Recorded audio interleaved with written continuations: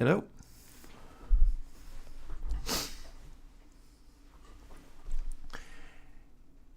I was fussing with my fireplace, which is why I'm a little flushed. And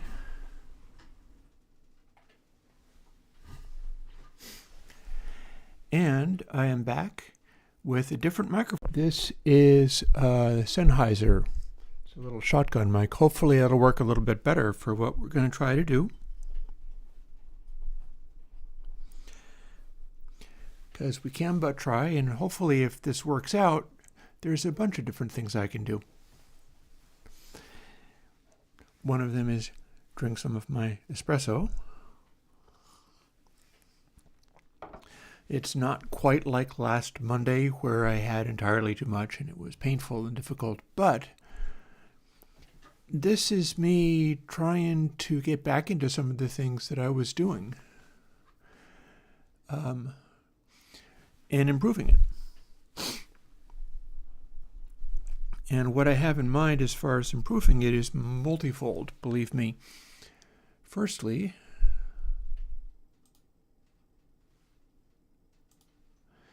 if I go back and forth to doing this, we are back in Reaper. And the idea is that, oh, hello, Othera.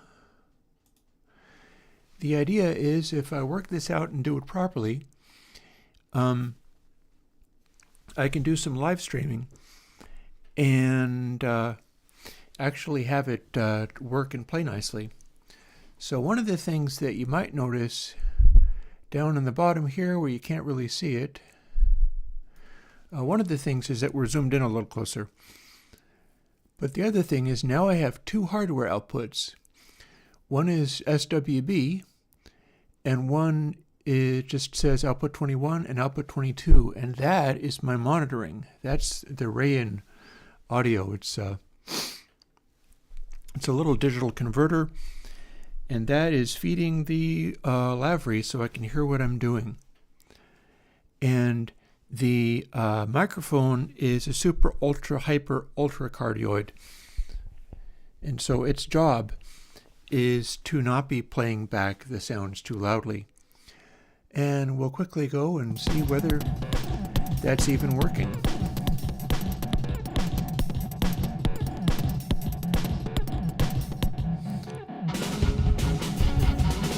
So you're probably hearing a bunch coming through the mic, unfortunately. I do not know how loud all of this is combined together. But the thing is, I can cut back the DI part of it, and I can have the voice part of it be way louder than it was last time. Hopefully that will help. One can but hope. I'm also going to fuss with my live chat window a little bit here, so that if I go and look to what anybody says, it's a little closer to the camera. I had that backwards last time. And this whole setup, if I do some of the things I was doing before, if I do some of the things I was doing last time, because last time what was happening was I was trying to do a thing called audio hijack to run my audio, but it was not synchronizing properly. And that's because none of the channels were actually meant to chase any of the other channels. Well, what I've got now is everything is running off of the same aggregate device in macOS. And both the SWB and the Rayan audio are chasing the clock that's coming off of the Motu 16A. Now, the ATEM is actually not chasing anything. That's coming in individually and nothing is chasing it. So, sketchy, but point being, I'd like to see if I can't do another little live stream.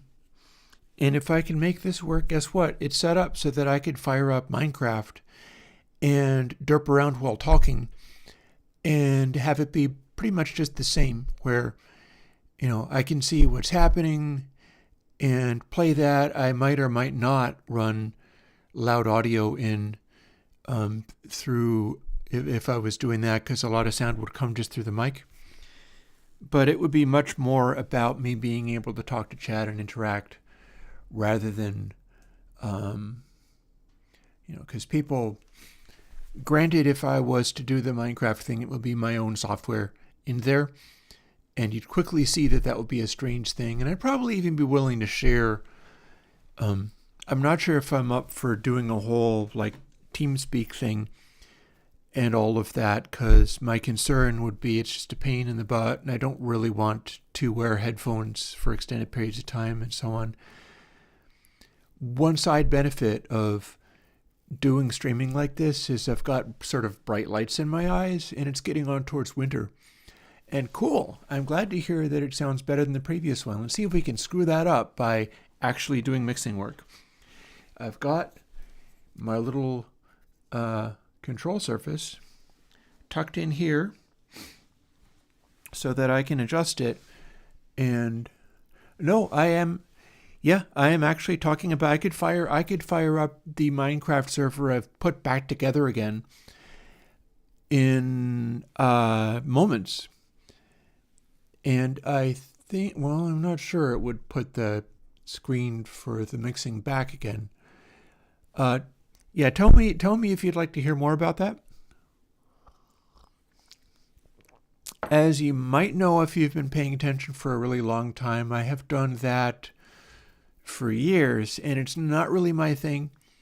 But I'll tell you what I did is back in the day, I had a group of friends from some fandoms that I hung out with who ended up sort of going in a direction that didn't sit well with me. And I ended up not continuing to do that stuff. But for a long time there, like that was what I had in lieu of friendship, was some people that I knew on the internet and played video games with. And I did years of just derping around playing Minecraft with these folks and trying to, is it popping on you? There's something I could do about that.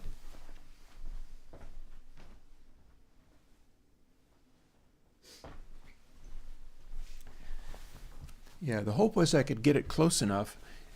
I do have a windscreen. I didn't think I was going to need to use it. But if you're getting any plosives, I can fix that. Let's...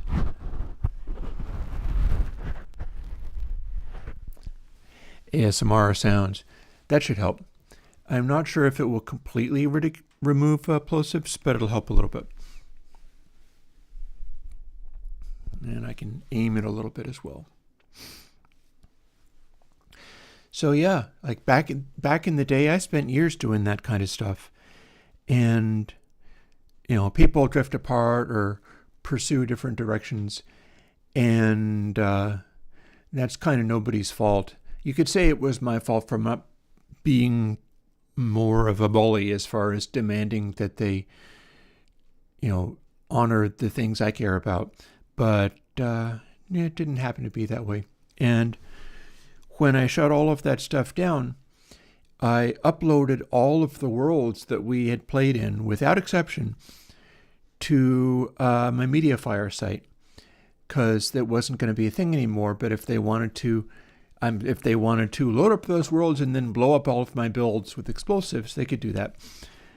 But that's when I kind of stopped doing that. And ever since then, I've kind of wondered about that sort of thing. So what I did was I got together a version of the Minecraft toasting stuff that I was doing, working on the old laptop that I got from my brother, who I'm also not hanging out for similar reasons. Weird how that kind of stuff works out, but go figure. And did my level best to set it up. It wasn't necessarily easy. It took days of fooling around with it to get that stuff to work. But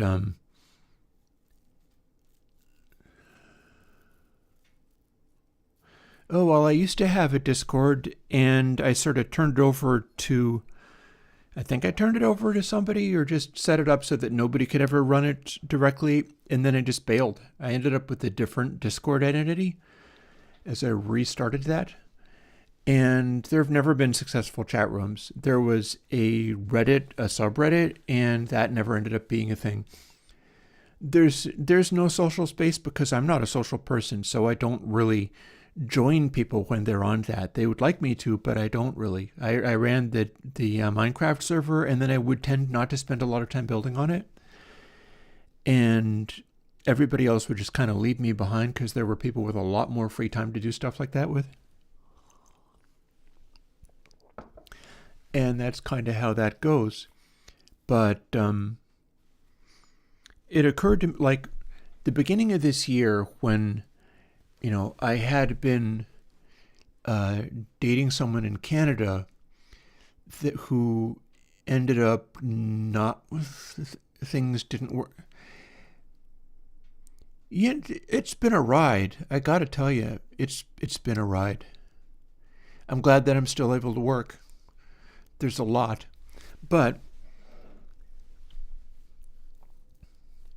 back in the day, I ran a Minecraft server, and I've got one of those on my new streaming capable fiber optic bandwidth and stuff.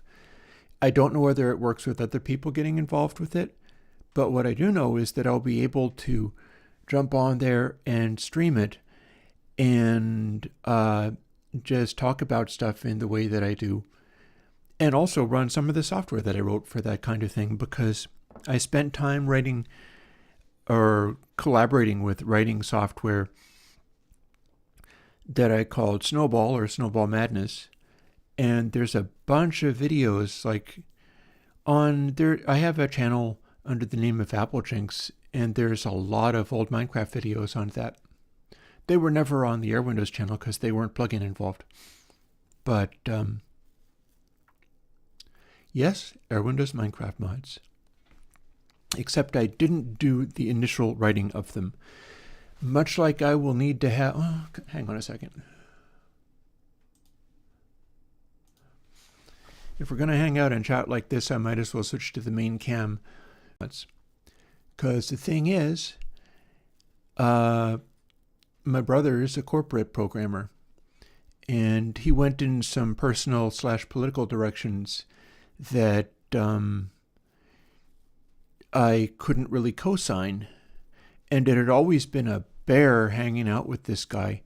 A bunch of the people in my family need me to really sort of lean on and own the fact that I'm effectively retarded and can't do things. That's a useful role for me to play in the family that I grew up in. And it nearly cost me my life on the whole. But that ended up not being something I could hang around with. And simultaneously, it's hard for me to deny it because I do all of the stuff that I do. And yet there are these sharp limitations to where I can take it or how well I can implement it. Like, I really hit the wall sometimes on certain things, like doing GUIs, like setting up Juice, for instance. And one of those things was being able to code a Minecraft mod, like from scratch, from Java, and know what I was doing around it. But similarly to with the plugins, if you handed me one that worked and I was able to make it build, and I was able to tweak and modify it, well, then I could go. Then I could run and start making it do the things I wanted to. This is not dissimilar to my experience with game engines. I did a game called Counterpart in Unity largely by myself. It was another project with my brother, and he bailed on me and abandoned the project because he was like, you're getting nowhere and you're not able to think and you can't do this, so I'm not going to help. And I got mad and kind of did it anyway, and he was astonished that I was able to make it happen, which I was. And it's a neat game in its right. And then I also got involved with the Godot engine. And the stuff that I'm doing in reverb making is heavily influenced by my ability to work in the Godot engine and make code, running code that will do what I imagine. That being, generate the output. Oh, hang on a second.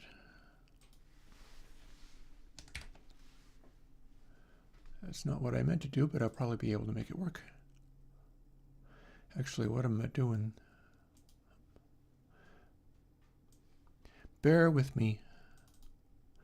I'm going to do a thing. I'm going to go to desktop. Here, let's switch to the overlay while I'm at it.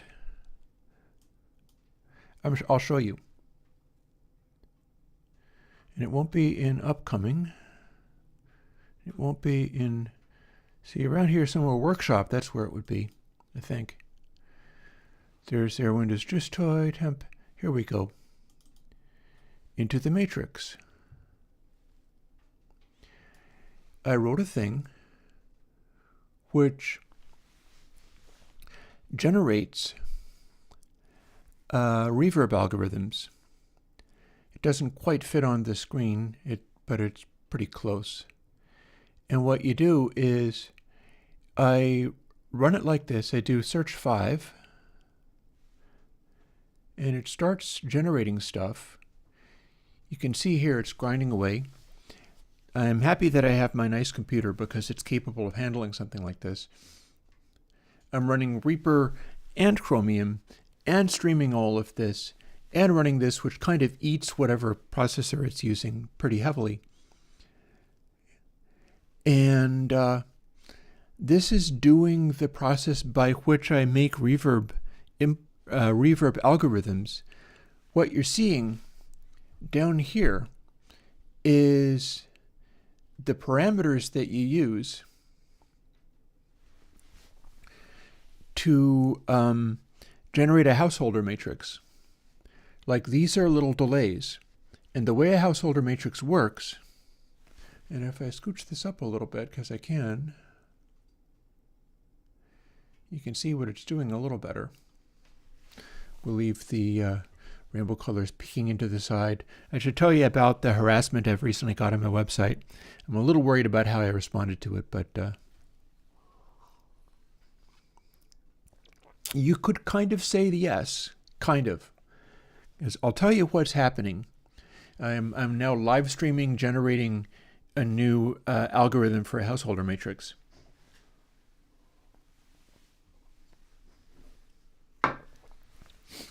That's probably as much espresso as I should drink today. So, what we're seeing here is parameters to be used in a householder matrix. What that is a thing where you're running into these little delays, right? So this bank, 138, 882, 336, 234, 711, and so on, that is a set of little delays. Like if you run a sound in the beginning of this, one of the channels is going to go, okay, let's put 5 delays on this. One of them's going to be 138 samples. One of them's going to be 882. One of them's going to be 336, all in parallel, right? And then each of those, you take the output of each of those and you mix them together and send them into, oh, look, it changed. You send it into each of the next ones going along. So equal amounts of the one with 574 goes into the 1346, 1239. They're all different, 230, 529. And then the output of each of these gets divvied up and equal amounts of them go into these. And so on. You do that 5 times, and you have one echo at the end of it all, that you listen to the end of it all, where you got 574 plus 1346 plus 1297 plus 49 plus 11, or these four plus 521, or these four plus 1428. That's 3 echoes, 330, 1209, but you've also got 133 into 1346, and so on, into 11. They all multiply. That's what a householder matrix is with a feed-forward reverb algorithm. The neat thing about the householder matrix, because some of them get flipped, some of them get inverted, you see, is with a 4x4 matrix, you can just have some of them, the ones along the middle as you go, inverted, and then you feed the output into the input again, and nothing feeds back so much that it makes a frequency dominate, and it continues forever. That's where some of the infinity reverbs came from.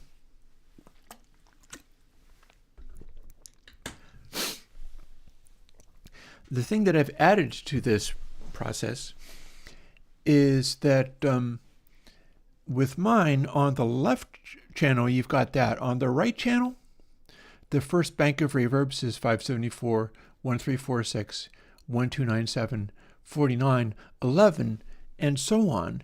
It's doing a separate bank of delays, but the matrices are going the other way.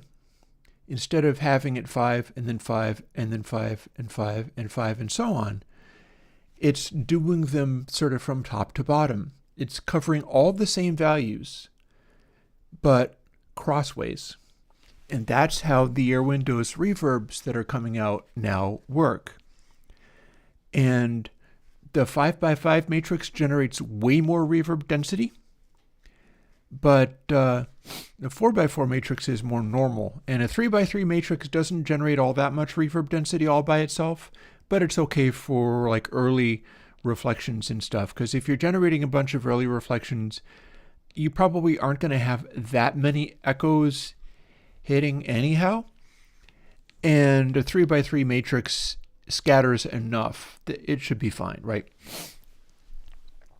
So what we've got here displayed is this is being generated, and the way that I'm doing all of this with the new reverbs, I didn't bargain on talking about this, but my hope is to learn how to do the streaming better so that if you do ask questions, I can answer them. And then people can show up when I'm doing the streaming, and hopefully I can run around doing an interesting and visually appealing job of demonstrating what's going on. Here is how this is being rendered. We've got all these different reverb matrices, and it's essentially generating a picture of that reverb tail. Like if there was a single dot at the end of, say, this channel, this whole 5x5 matrix, like the very first one to calculate out, because you're never going to get the 574 samples all by itself. It's a matrix. So every path through this, from any of the beginning to any of the endings, or all of the endings, because that's how that works, is a single echo. And you are looking for a pattern that is not doubling up too many times. It is a visual representation of the output of a householder matrix on a 2D plane in stereo. So the top is that away, and the bottom is an entirely different one. They're sort of crossfaded into each other because that's how it worked out visually. But this is basically a pair of 2D arrays, one of them being left and one of them being right. And the top one is this entire householder matrix drawn out. If you have this top line, it generates a single dot on this line. You may say, why are they shades of gray? That's because a single dot on this line isn't very dark. What you want to avoid is all the dots landing in the same place. Like if all of these numbers were 2, for example, that would still be a householder matrix. It wouldn't be a very useful one because 2 samples, and then 2 is 4, and 2 is 6, and 2 is 8, and then 2 is 10. And every other variation going through that matrix where everything is 2 would also be 10. So you'd have, rather than this big scattering of echoes, you'd have a single line in here somewhere, probably right way over here. Or if everyone was 1,000, it would have a single line right over here, right? If all the end ones were just 2, then it would tend to, there would be a line in there somewhere. Or if they were all the same, like 10, 20, 40, 80, 160, well, you might have some variation there, but it would still tend to, they would all add up. Lots of the combined echoes would end up landing on the same spots. And with a 5x5 matrix, I'm not sure if I'm... Actually, no, I don't think that's the right way. I was trying to get a quick estimate of how many delay echoes you'd have out of a 5x5 householder matrix, and I'm not really sure off the top of my head. But what we're seeing is the result of this particular matrix, and what's happening every time this number increments is it's generating another one, largely random, although it makes this one in the corner always be 11. And it likes to favor prime numbers, but it's not actually insisting on prime numbers every time. Some of my versions have insisted on prime numbers, but in this one, it's more willing to try weirder experiments. And it tends to favor smaller numbers for some of these, and some of these, like over here, this one 2 down from the 11 on the end, will tend to be a larger number. It's random. And and we just bumped to another one, didn't we? Because that's chance of doing better, 1 in 290, 300. We just updated. So this just changed. This whole display just changed.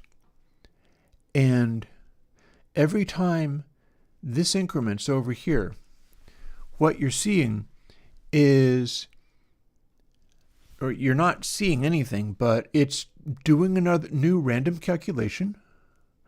I'll show you.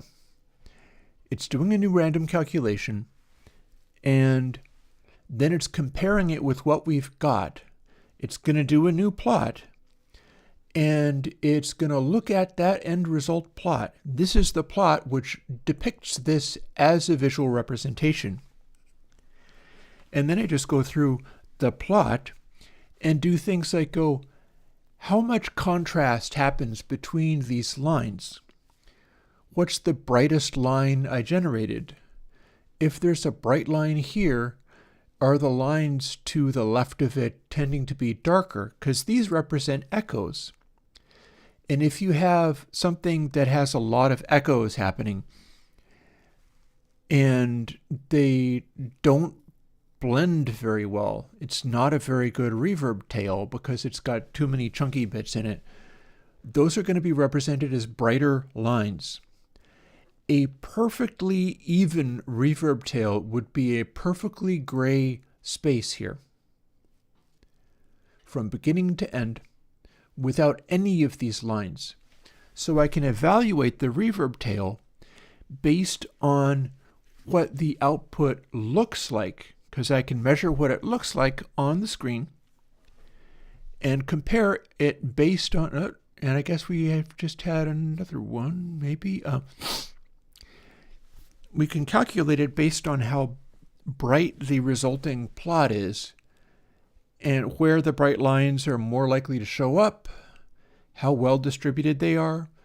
I've got it calculated out so that it investigates things pretty well around any given spot, because at every spot when it draws a new line in, it's going to figure out how bright that is, and then it's going to evaluate it compared to some other ones, and it's going to find what the most disparate thing, what the highest contrast result is for this given approximation.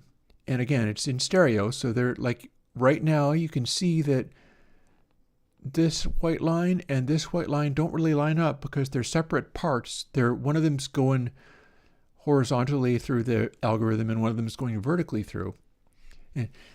This is the funny part to me. It's like I am really helpless dealing with stuff like Juice or making compiles work, but one thing I can do is figure out stuff like this and just run with it and try to make something happen. That's what this is.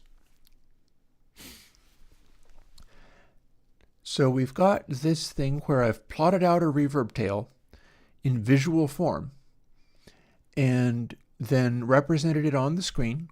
There's two different 2D arrays here being represented. And oh yeah, well no, this is how I got all of the K plate reverbs plus K Cathedral, which is coming out soon, and all of my future reverbs that are attempting to do the Bracostes. This is literally the process by which I do those. And I'll wind this up by saying we've gotten this far. This 6 minutes represents how long it's typically going to take for me to come up with another one that's better. If I run this overnight, it'll end up being something like 300 minutes or so, because it'll just gradually, I'll wind up running into more and more high quality outputs, each of them being a little better than the one that I hit before. When I run this from scratch, the first ones aren't very good, and it rapidly goes through a bunch of changes. I'll do that again in the moment from the start so that you can see what that looks like. And then you keep doing it, and it keeps having to do more and more random attempts to get to something that beats what's already there. Currently what you're looking at, the one that goes from 171 to 11 on the top row, is the best that I've got at the moment. It's probably not better than one where I ran it set to 800 seats, no negative slant, all night long. I can probably run this for days and have it generate something that's smoother. 970 seat hall is my estimate of what it generally feels like to hear this reverb output. I sort of dialed that in and made it so that it represents it fairly well. 10 to 163 milliseconds, that is in the algorithm that I use, which is based on roughly a 44.1K undersampled reverb algorithm. Or 48, what it is, it does its own approach to oversampling to handle that stuff. And what that means is minimum number of samples here, which would be, well, it will, you try to make the gray strip more uniform because then it has a continuous like psh noise from all the echoes rather than more of a spring reverby or whatever. I don't have a way of letting you hear the direct output of this as a sound, but if you could play this as a sound, you'd hear a reverb like whoosh kind of noise. And when it says 10 to 163, that means the shortest path through all of this is what you'll hear first if you send audio through it. Like 43, and then you do 327, then you do 48, then you do 99, and then you do 11. That's the shortest path through all of this. All the other paths are going to be longer, so the shortest is 10 milliseconds roughly. Longest would be 1419, 1464, 1393, 1484, 1463. That pass through it all will be about 163 milliseconds. And when you finish it all up, you hit Halt 5. It stopped and it's thinking now. I've got the little beach ball. And you wind up with a reverb density kind of like this. This is a plot of the same thing, except for that it is being plotted on an XY grid instead of just two horizontal strips. And it's generating that same thing that you saw with the echoes, but it's being started at the beginning point of every single echo, stacked up on top of each other. Now, if you do that, here, I'll do another little demonstration.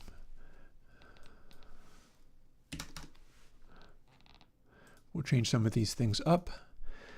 And this is what you've got as far as the, we can select it and copy it or whatever, but those are the delay times for each of these 25 stereo delays. Each of those will be a separate delay time. And it will make a reverb wash that feels kind of like this. Now, if I do it again, I've set it to 200 seats this time. And when I hit search 5, you will see that it will probably change rapidly as I go. Like it'll start throwing out a bunch of different, it'll change a bunch of different times, probably. Let's see if it works. Boop, boop, boop. Yep. And this is it, trying to find things. And then, if I hit Halt 5 before I let it go for very long, it will draw a reverb tail like, let's do that again. And back to the 800. Negative sign has another purpose to it. Let's run this one more time. And this time we'll go for the longer one because it'll take up more space on the screen, but let's stop it almost immediately. Boop, boop, boop. This should be there'll be more recognizable, let's see now. There will be more recognizable patterns in here because we're not running it long enough for it to generate random enough outputs. Now we'll do it again. I'm going to see if I can get something really choppy for you.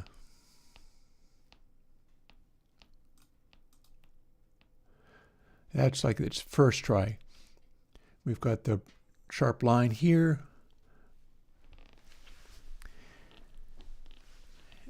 And here, the thing is, that doesn't always mean that it's going to be bad. It might be fine.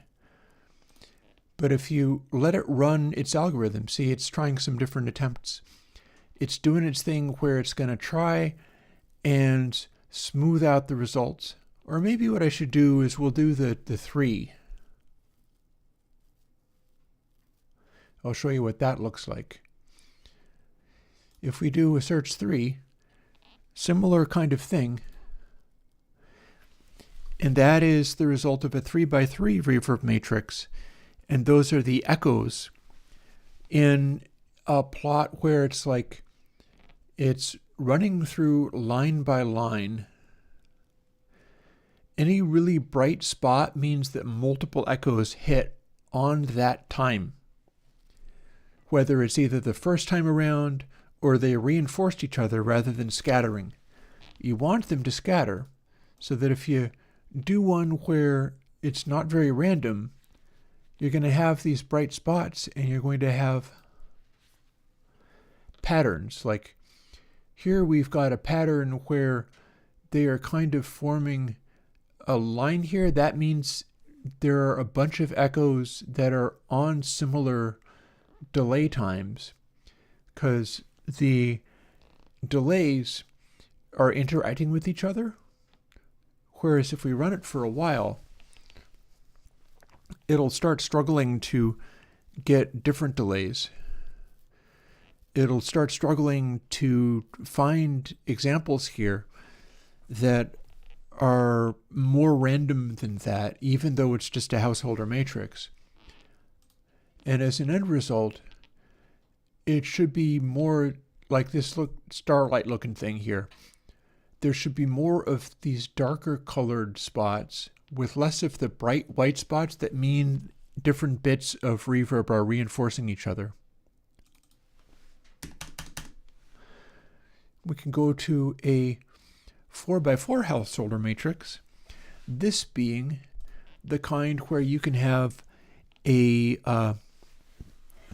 feed back into itself, and it will never start feeding back any one frequency more than another.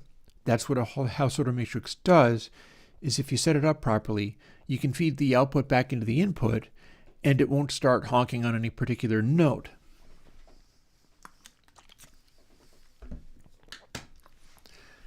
But what you can see on this is we see a lot of places where it's got these vertical bands in here. And then we've got this one bright spot right here. That means a bunch of different things lined up and reinforced that one instant in time. You're shooting for trying to make this area a uniform gray wash. Like the bright spots and the banding are not helpful. So you run it for longer. And this is I don't know whether anybody else has done this. I wouldn't be terribly surprised if Casey from Bacasti came up with something along these lines to just be able to generate the householder matrix. He does the feed forward householder matrix stuff too. In fact, that's where I first heard it from, and I looked up what that meant and found it very rewarding. Hey, you 1983. Yep, see, this is what we're looking at right now is a representation of a householder matrix. You can literally see it on the screen. I'm live streaming my generation program, which is in fact called Into the Matrix. And what we're looking at is the little matrix that you see there, the 4x4, is being run as a series of delays this way and also this way. It's horizontal and vertical. And say the top one is the raw output of all of these numbers combined in the householder matrix horizontally. The bottom one is them being run vertically. So each output from this householder matrix, this chain of echoes, and there are many of them because that's how a householder matrix works. You have one impulse in the beginning, and you run it through, in this case, the 16 delays, and you combine them together in such a way that you have a very large number of outputs on the end of it. That's what we're looking at. We're looking at the initial echo and then all the other echoes scattered through. This is what those combination of delays comes out with as you listen to the output of all of them combined together. And you can see that the vertical way of running through it is not really quite the same as the horizontal way. And we can also see that there's a bunch of banding in here. Like this one generates a bunch of echoes on one side and on the other side. And this one's, it's not a very good householder matrix. And so if we halt it, what we're looking at now is a sort of line-by-line plot of the output of this with the delay. The first run through, a single impulse goes through the entire matrix, and then we're doing a single full volume feedback from the output of the matrix back into the input of the matrix, and then plotting the result. That means that anything that kind of reinforces itself, as far as banding, as far as sounds that give you that sort of spring reverby kind of sound, those things will reinforce. And then we look at the plot, which is like, 0 through 4,000 in the very top line, and then 4,000 to 8,000 in the very next line, and then so on. It is not a stereo plot, it's a mono plot, but it is showing all of those outputs drawn together. And if the end result is a perfect householder matrix that will do a perfectly smooth reverb tail, much like the Bricasti is very good at those, that will be represented as a uniform gray with no variations in it. And any white dot and any line going in any direction is going to be a departure from what is perfectly even sound without any features to it. Like if I quickly run it and then quickly stop it, we can see that that generates things like these vertical bandings, these bright spots where stuff reinforces, or this line from the corner there, which represents, that's another way in which it generates and starts emphasizing things. Like this will be a non-uniformity in the output of the reverb tail. You'll hear it as a kind of reinforcement. And this is for generating my reverbs. Oh, this is a bright line here. Let's see what that meant. Okay, so that bright line on one of the channels is generating itself and showing itself to be one of these reinforcement areas where you'd hear the result of that. It would start developing a sort of spring reverby kind of sound. A sound where it's like, well, those reverb constants weren't very good. And this matrix is designed to do exactly what you see here, which is generate delay constants for a householder matrix for use in reverbs.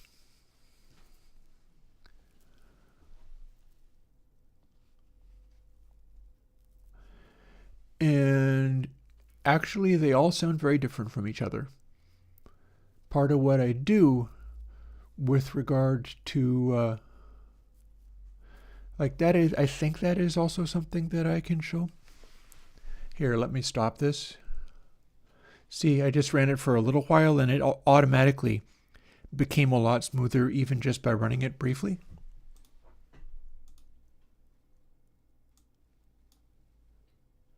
And if I scooch over into, not there, no.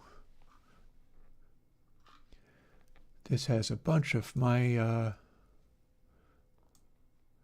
other stuff. Let's,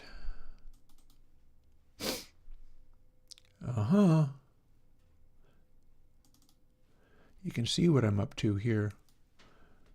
The question is, yep, we are set to WB audio capture, so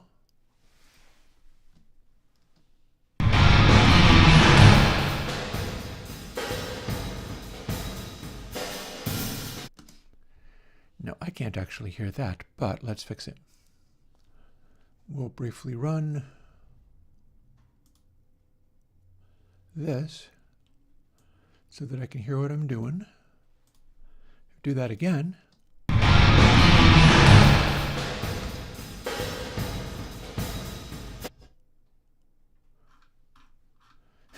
I think I just changed that. Oh well.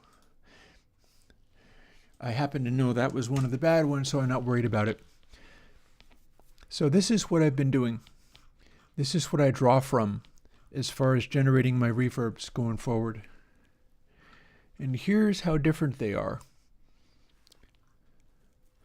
I've had these various things going on, like different approaches to evaluate those graphics I was generating. And yeah, if I go back to here, I've got examples of things like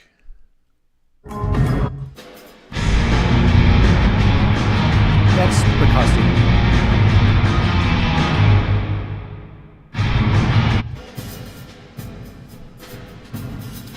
This is that same thing, but it's with the real Bricasti reverb. This is for me to study. This, householder sounds, is the raw materials which I am to sculpt into reverbs that sound like those things. And so we started with stuff like This one is called First Ones.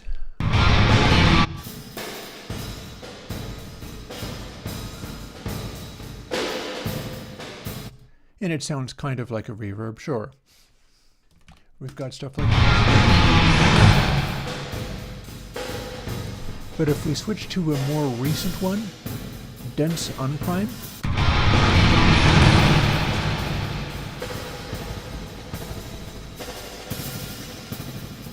you can hear a sort of echoiness. That's what banding in the graphic sounds like.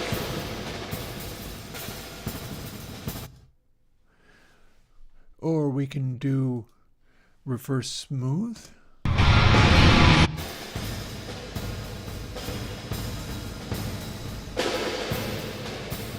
That doesn't have the banding. Or we can have a much longer one, a much earlier one.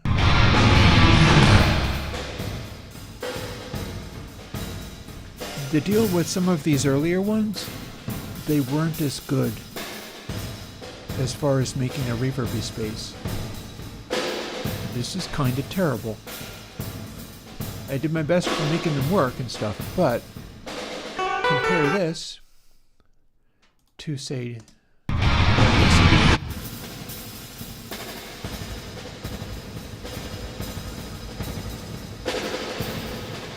Very echoey. I've got these around so that if I need to pull out something like that, where it's like, hey, that sounded kind of like a spring reverb.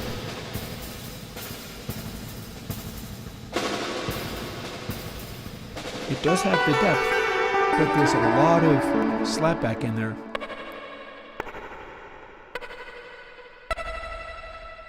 My little guitar bit in there.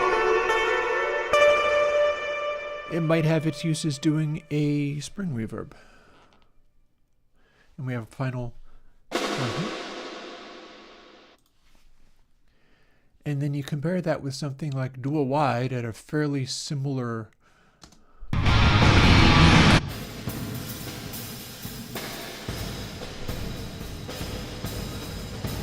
these ones where the banding is less and the uniformity of it is smoother generate sounds like this.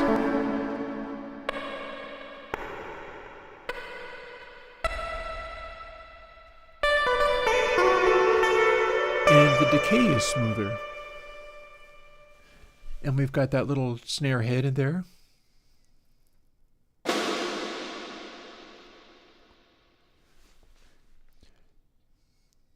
So I take those, and they're very bright. I can demonstrate it even more exaggeratedly here. Check this out. Check how extreme this gets. These guys, these little tiny guys, are unusable on, like here, First Ones. This is like unusable.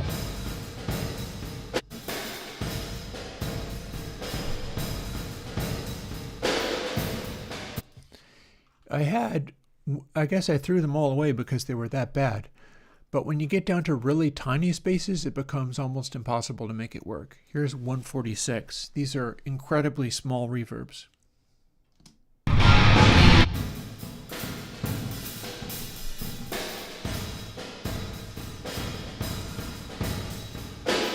And it's harder to do small boxy rooms like this. And we've got a couple of 148s, but this is...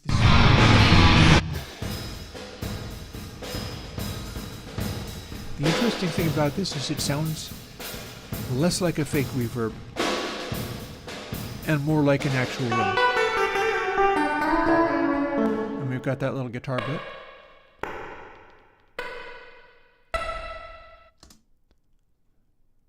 Here's a dual wide. The little tiny ones are crazy.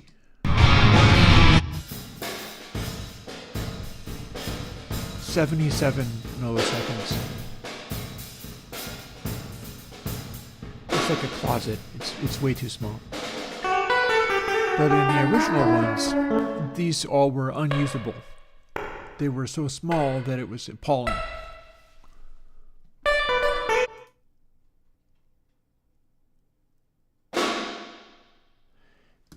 And you can hear sort of how bright and echoey that is. Oh, you would you? Well, hang on a second. Because hang on, I don't need to have this running no more, so audio hijack can go away.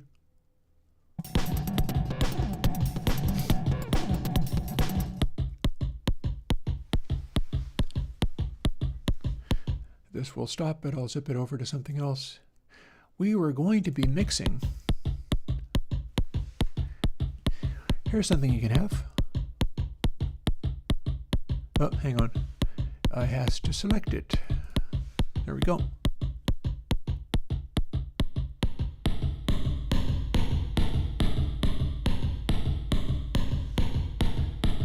Here's a little plugin that you'll be getting soon enough.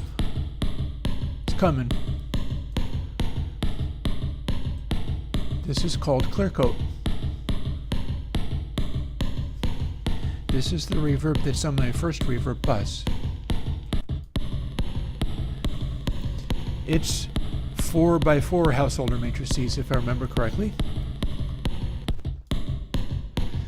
And it's a bunch of even smaller and smaller ones.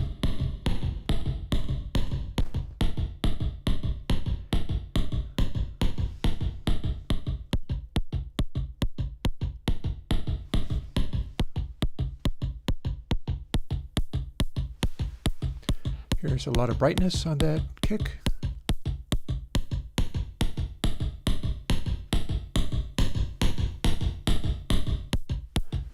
So there you have it. So this is what I get out of all that reverb nonsense.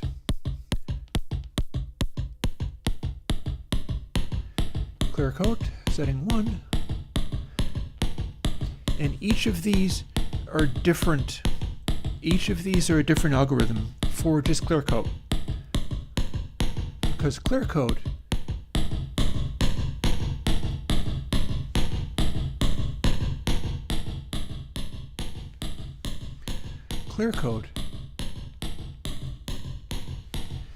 is just super bright 4x4 householder matrices.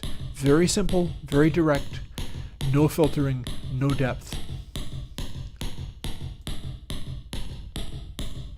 This is coming out pretty soon. It's not out yet.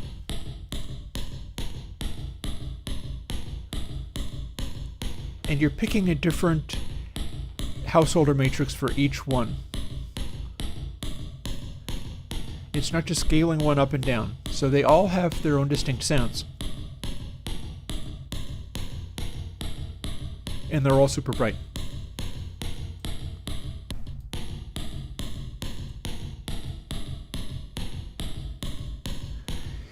I was using this on the version of Rise I mixed.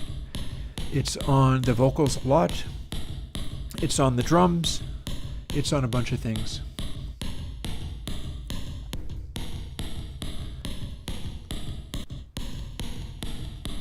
And we keep on making it bigger.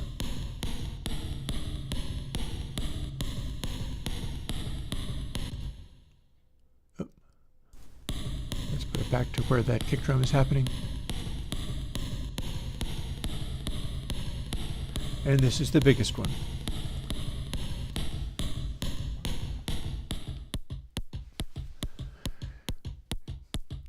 And of course we got the opposite. K Cathedral. And this is the one that is meant to sound and act like the Bricasti. And it's a lot less bright. Although it's got its own kind of sound going on in it. It's a little tricky that way. But it's not nearly as bright as Clear Coat.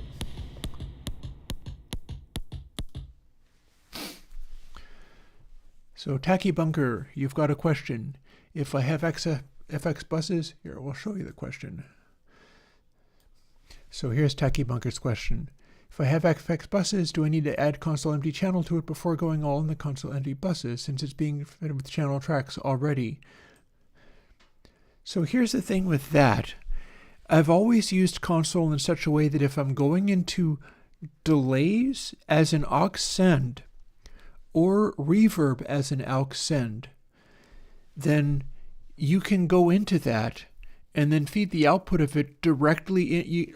We call it running it inside console, where it's still going to go into the console bus, as you can see with the here.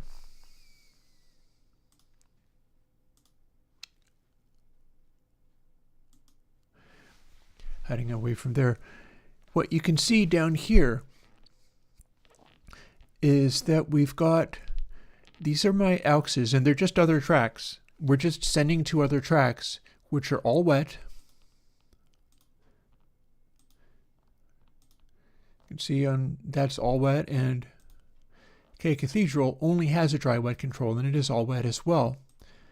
And that's all it is running a send to additional tracks, and the send is post everything. The send is post fader and pan, and it's post processing, meaning that that send is actually after the plugin that I'm using to get these sounds, and it's after the fader, it's after the internal pan in the plugin, it's after all the EQ, and after all of that happens, then we have the sends, and I've got them on my control surface as well, so I can like dial them in quickly. And as a result, Clearcoat and K Cathedral are running inside console. They're running after the encode and before the decode. And that works for a number of things. For instance, you can run a mostly flat digital EQ, like a simple biquad filter, or I used to do this with Logic's channel EQ, stuff that has a complicated GUI in there, and you can run those inside console. What will happen is the effectiveness of the processing is slightly heightened. Like if you boosted a narrow boost in something like channel EQ or whatever, and it's being run post console, it's running inside, and therefore you've pre-distorted going into it, and then you're going to expand coming out of it, and that means that the internal space of that EQ is also being expanded a little bit. Here, I'll come back now that you've seen the thing. Yep, there I am. The way that works is that decoding something that was running inside console means that its internal calculations are also being hit by the same processing that's applied to the summing of all of the different tracks. The reason this works for delays and reverbs is because delays and reverbs work like you're adding a lot of different background tracks in there. So running that stuff inside console means that it's being run in such a way that it sounds and feels like it's inside the mixing desk. All of the different echoes and things act like they're more individual tracks, and but they're ones that you don't have to run, controls on or whatever. They just get filled in that way. Quick answer to a question from EU1983. 1983, I think was how you pronounce that. This is with no processing at all. That's the kick. That's actually coming off of an analog kick. It's part of my modular synth, and that was part of the initial sound. In fact, I've got it selected. I can unselect ConsoleMD, and now you're hearing it just going through the console bus.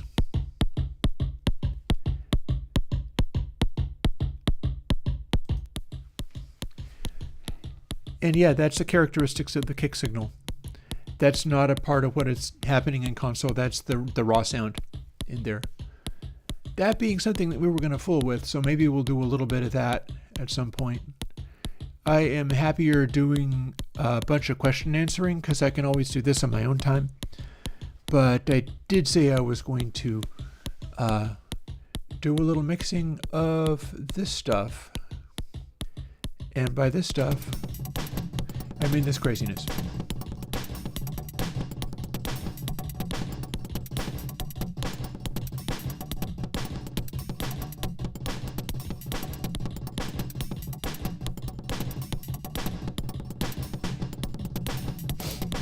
So let's start by dialing in some of these sounds. Oh, you were worried that the reverb would duplicate and modify the console destroy? Well, I mean, it kind of is. The thing is, you can get away with it. It doesn't do you a lot of damage. None of this is really about doing perfect math on things. It's about making stuff sound good. And if you run stuff inside console and you've got the console, let's imagine a delay, for instance. If you have a simple delay and it's doing one slapback and you're doing it on an aux and you're sending a full volume slapback, so you're running an aux at full volume to a single slapback and then the slapback is coming back in, what happens to the console system? Well, the dry is fine. It's going through the console encoding, the channel processing, and then it's going through to the decoding on the master, and that's all working as planned. If you're altering the sound of it with the panning or whatever inside the console plugin, then it's still operating as intended. Then you have your single slapback echo. In fact, let's do that.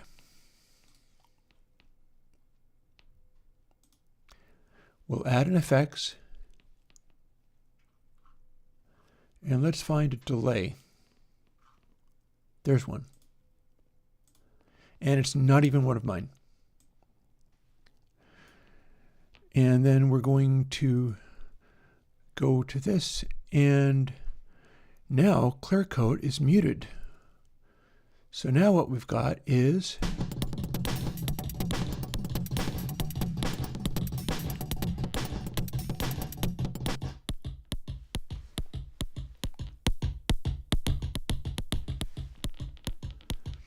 we've got a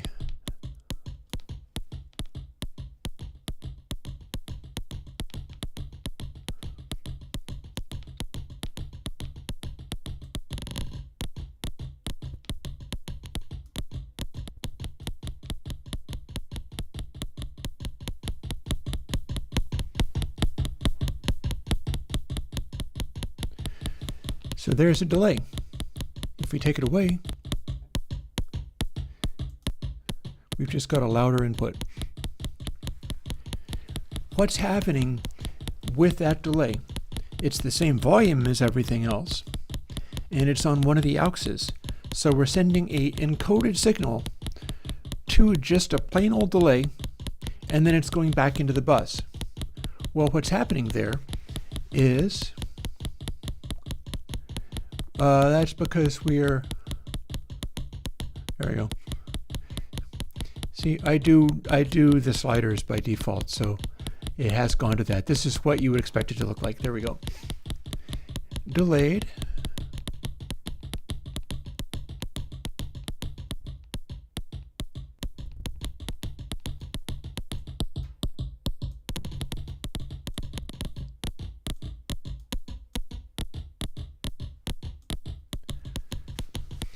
And there we go. You can do all the different things with it.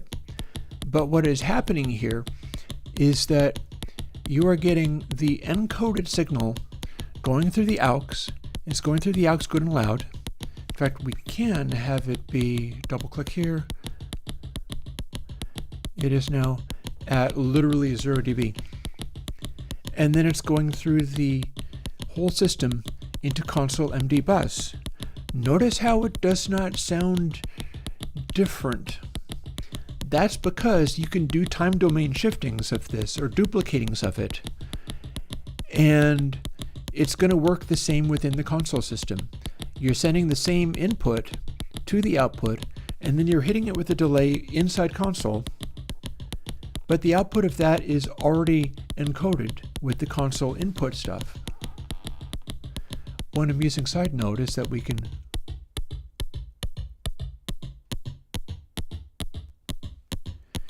do very short delays.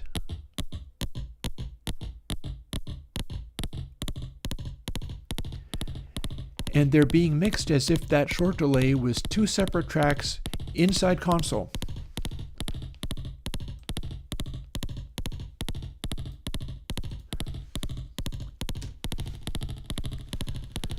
We can also do a feedback. This feedback is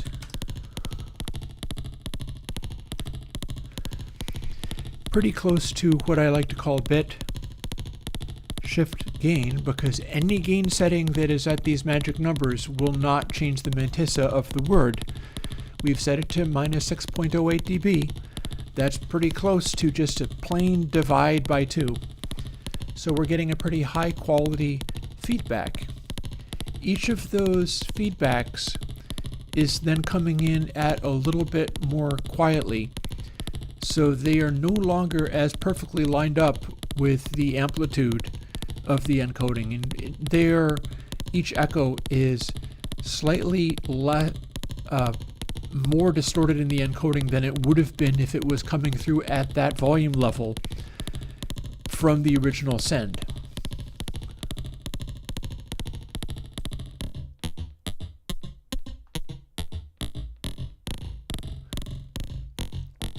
But we can get a kind of interesting full sound out of it just because we're running this entire delay inside console rather than outside console.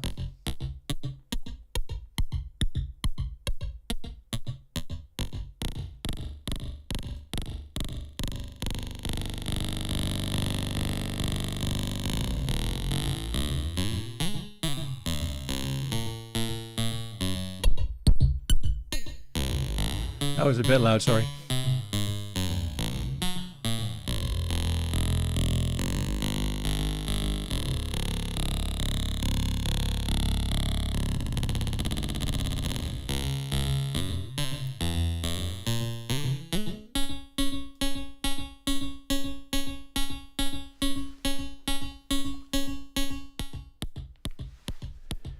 And that was Car Plus Strong Synthesis, if you've ever heard of that.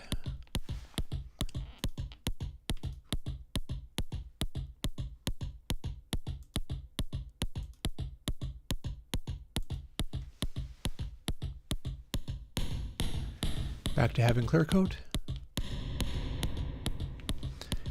and K Cathedral, and there you have it. So let's play with this filtering. As long as we're still streaming, I'm not going to keep this up forever. I'm going to bounce offline again. Let's just say, like, if I have more than 8 people, I will never bounce. But as soon as it drops, I get to go off and make dinner or whatever. I can make dinner early. But while we're here,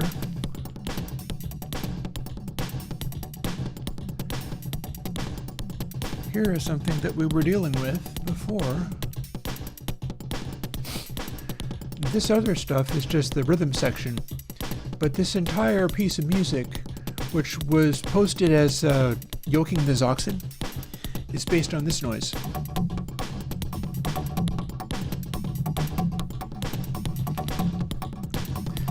And that, of course, is my Zox box with a bunch of other stuff driving it.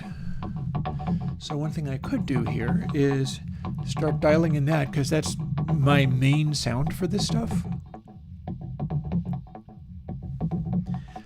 One side note is that this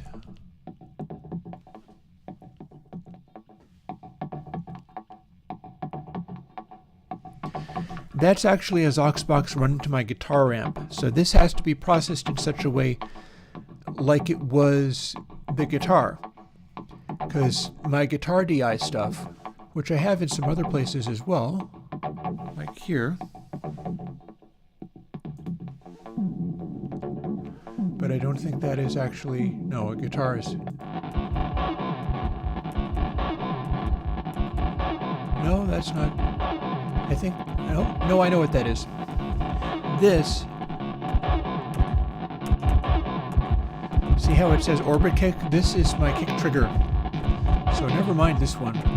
This one is not not what I want to be listening to right now. Instead, let's set this way over here. You can still see it, but we can see everything else a little better. What else have we got?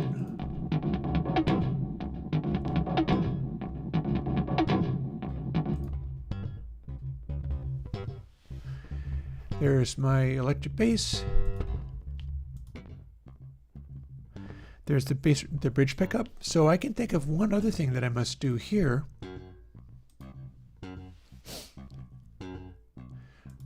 This is the kind of thing where I'd like to run into C-Rick bass. I don't actually want to run this like this. I've got a couple of fixes to do here.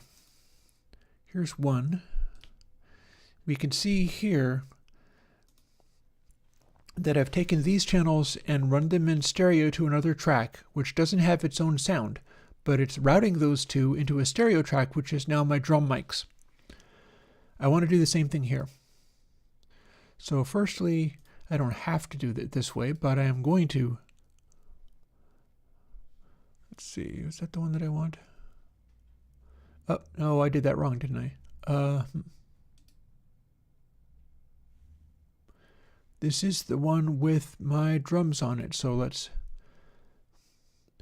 set it to, I don't know, purple, anything, don't care. These are basses. I'll be coming in a moment. I'm trying to set it up so that these don't have a color.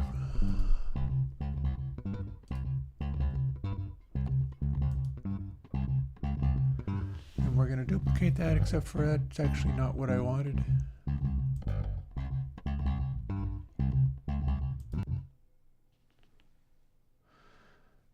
But we can fix that.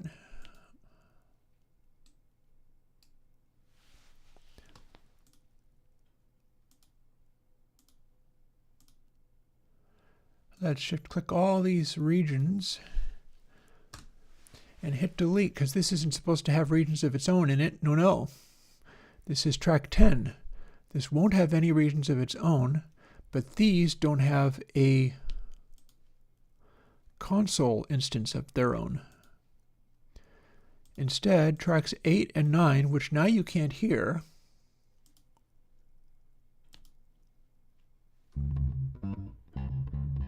he says, lying. So let's see. Oh, no, I know why that's because we're taking their master sends off.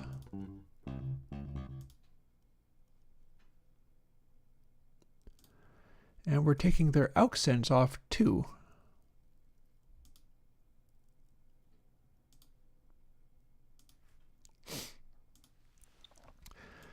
And then we're setting them. This might be useful for people who have no idea how DAWs work, but who knows, maybe I'll have somebody like that, in which case I maybe have saved some trouble for you.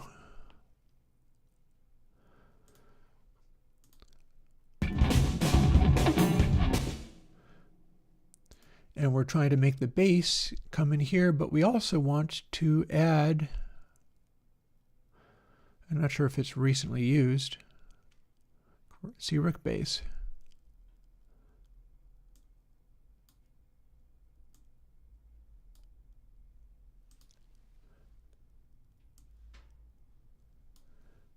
And here's C-Rick bass. We'll make this be a blue color. How about? I know you can't hear it yet. I'm going to fix that in a moment.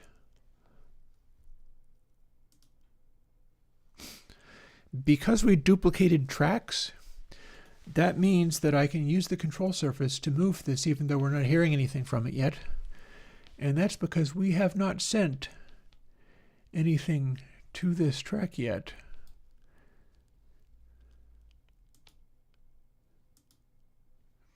I'm just going to set it to go. And now the thing that we do is add sends. This is pan hard left, and this is pan hard right.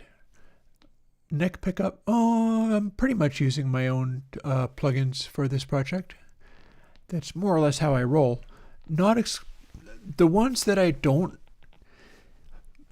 use with my own plugins tend to be things like Reaper default plugins. For instance, on vocals, I've used Retune a lot.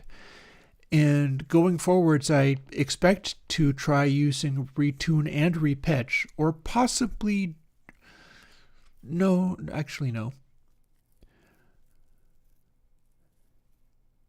Well, I mean, it depends.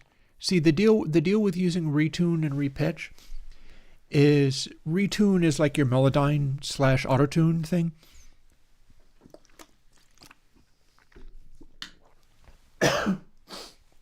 Excuse me. And Repitch is just a straight up pitch shifter. It's not like my own pitch shifters, but it does a thing that my pitch shifters don't do, which is format shifting. So normally what I would do, give me a second and I'll show you. First, let's get this thing I was going to do. And what we're doing is, since I have them panned to hard left and hard right, we're going to send this track that doesn't do anything right now to, routing for track 8, goes to track 10. Track 10 doesn't have its own regions, but I can send to it, and then it'll come in the top of track 10 and be processed by this stuff up here.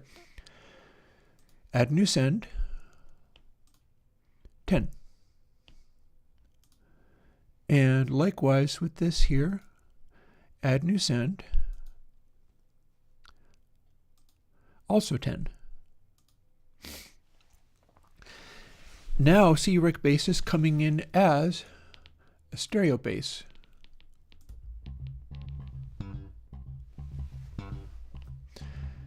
The neck pickup is a lot louder. And they're left and right. For instance, if we pan the one side over,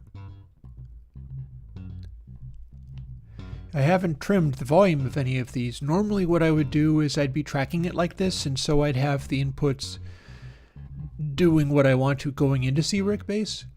But of course, since C-Rec bass takes a stereo DI and turns it into something that sounds like an amp, we enable it, and now it's a lot more amp-like and in center.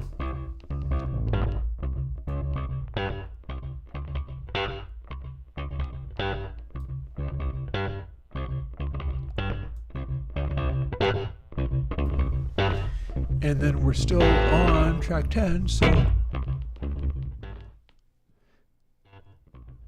I can pull the fader right down.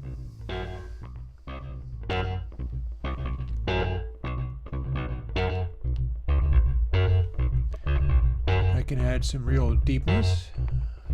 I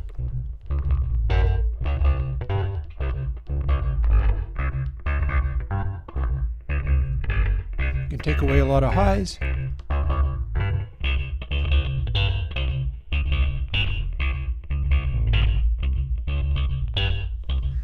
Bass is clearly too high, but it's nice being able to have it there.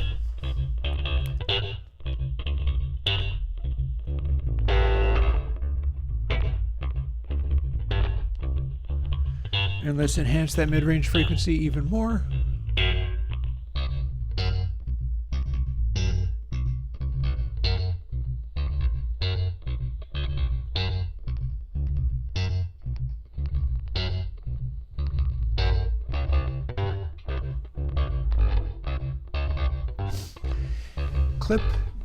C-Rec bass does have a mid process internally,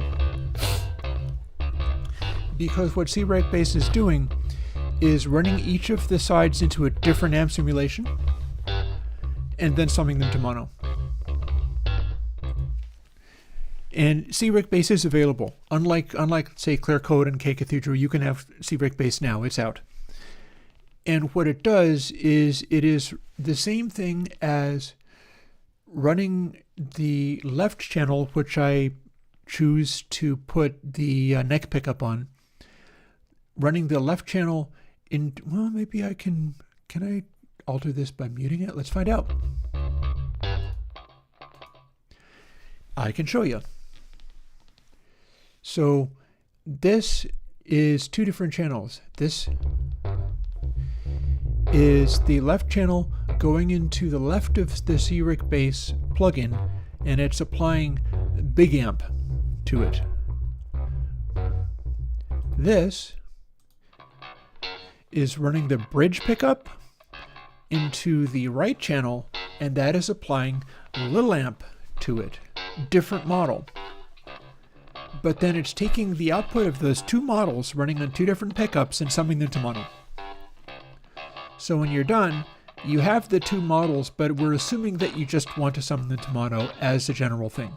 You just make a single bass tone out of it. So you get this for the low bass.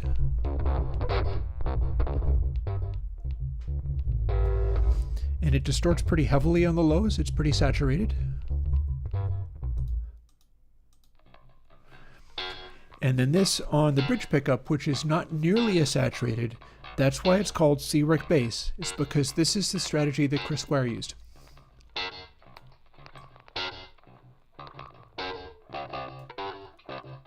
We can darken it up, and we can distort it like crazy, at which point you still kind of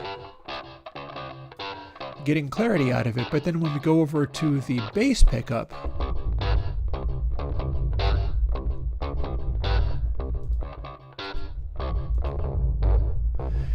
that's deeply, deeply saturated.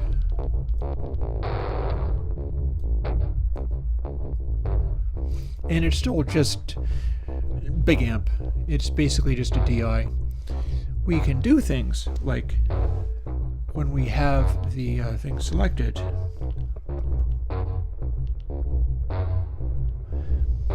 we can throw a little reverb on to make it sound a little bigger.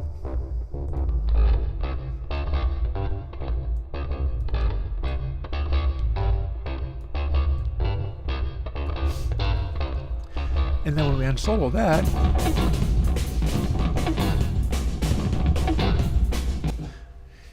it's meant to sort of combine with a bunch of other craziness, including a drum kit with a dedicated kick trigger that's driving orbit kick. Not that I'm well, I kind of have to run orbit kick if that's the only kick trigger. If it was a kick mic, I could shape it using ConsoleMD and get lows out of it, but it's not.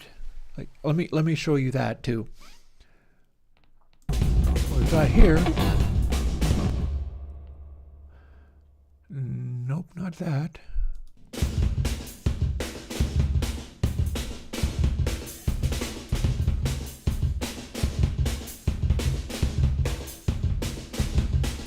Okay, this is... Oh, I better know why I'm not hearing that. We turned it down. It'll start up again in a moment.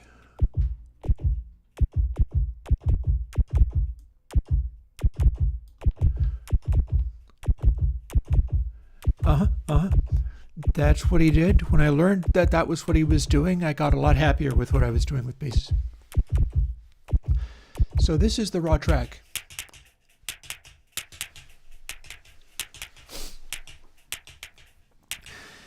This is a kick drum trigger, which actually, I've never tried doing this with literally just ConsoleMD. Let's find out. Oh, this is apparently attempting to do double kick stuff. Some of this is going to get edited straight out in the final result, I'll tell you. It's not going to stay. So,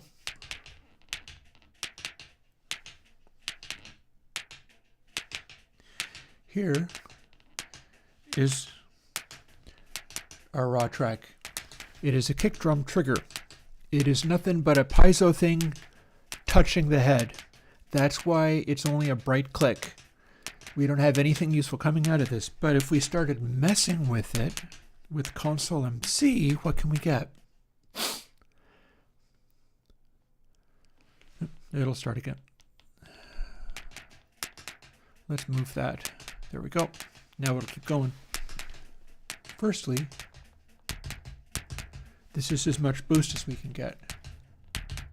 But if we pushed mid-peak actually ducks the mid-range a little bit, and we probably don't need any of the treble because it's going to be way louder than everything else. So what can we make happen out of this?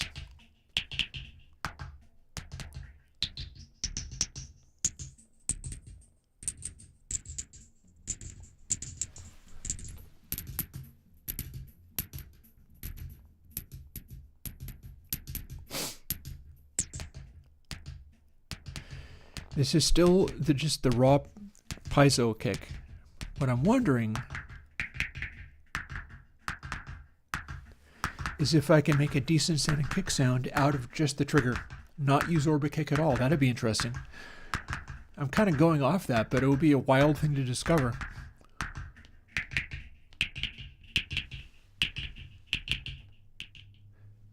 Because we would be mixing this with the raw track, which sounds more like this.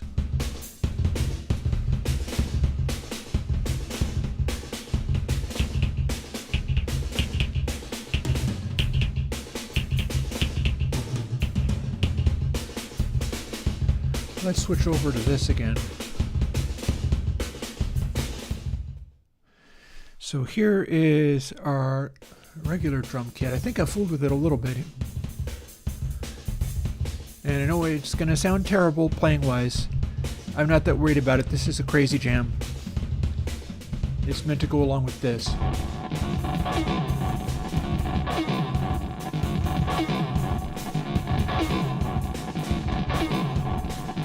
So when you consider that I'm trying to follow that, that's not so bad. Yeah, let's see.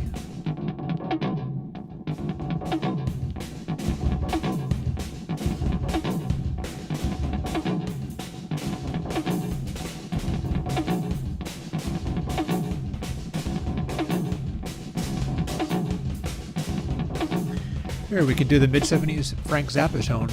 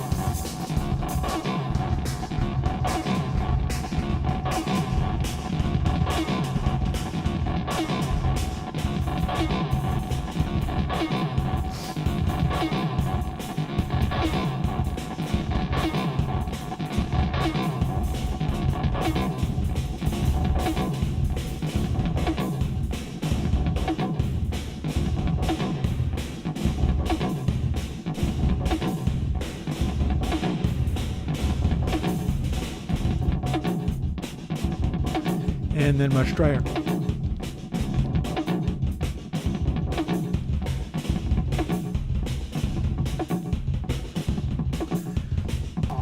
So let's see.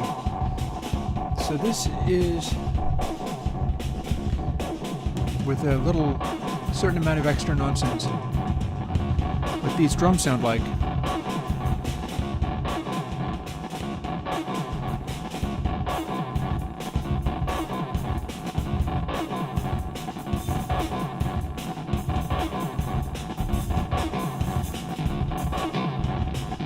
Just keep hyping those hats up.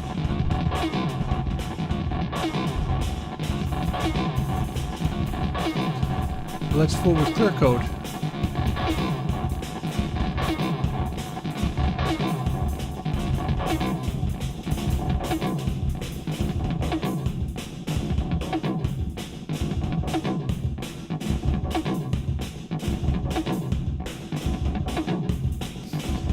We use a much shorter clear code to tighten up that drum reverb, by which I mean this drum reverb. Without it,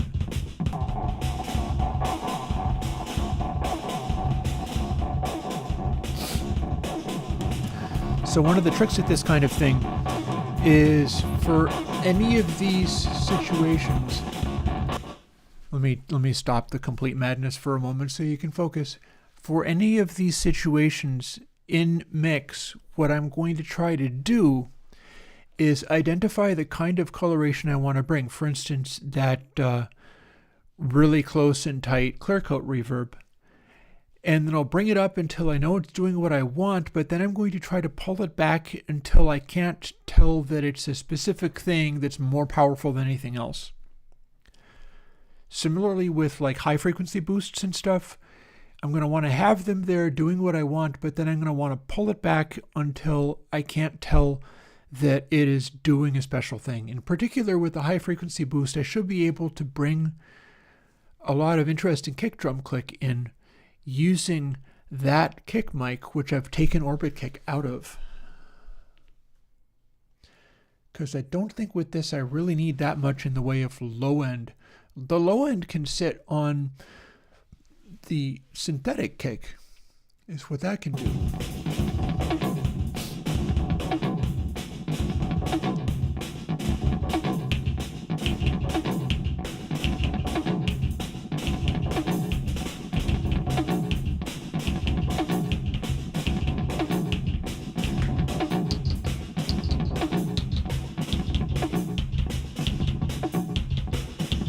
This is one of the things I was trying to do a long time ago.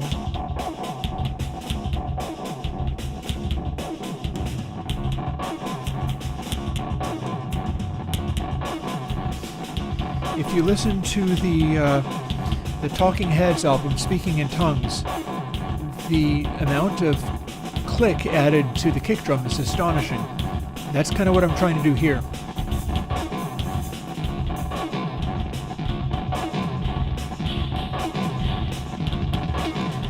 Do not want clear coat on that.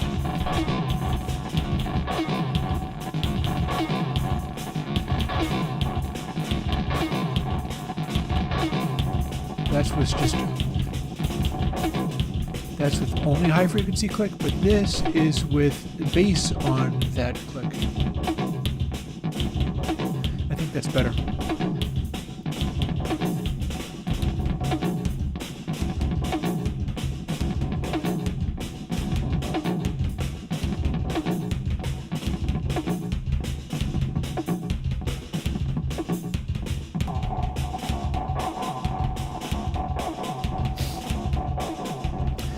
This enables me to put more reverb on the snare.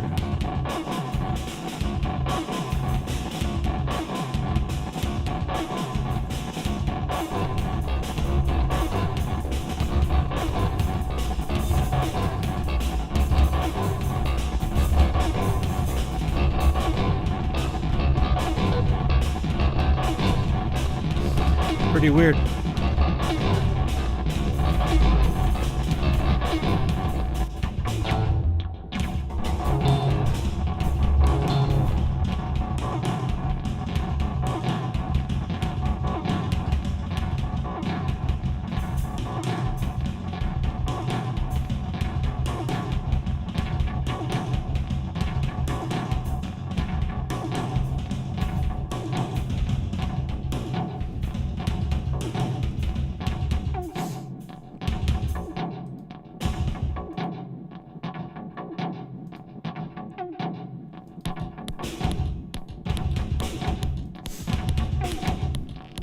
Now we've also got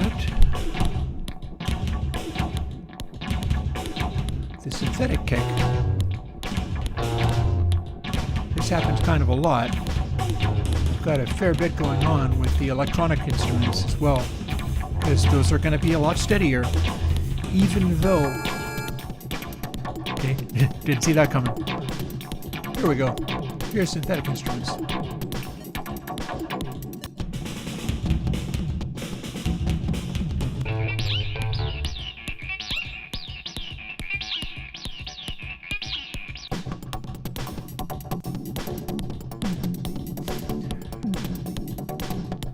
Let's play the... Well, I mean, I don't need to sum the entire mix to a 4-band crossover because that's crazy talk. That's like multi-band processing talk. That's not what we do here. We don't do that here.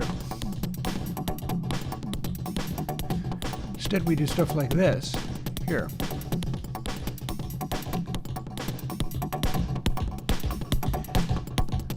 Here's our synthetic kick. Bigger.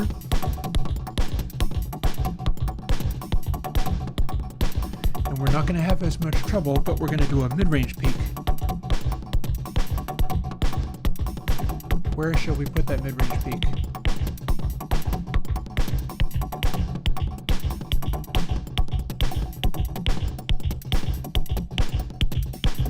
That's the max boost.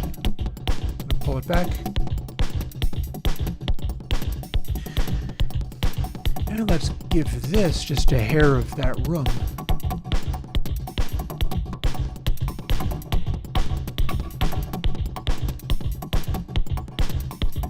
Just enough to have a little atmosphere, because it's so bright.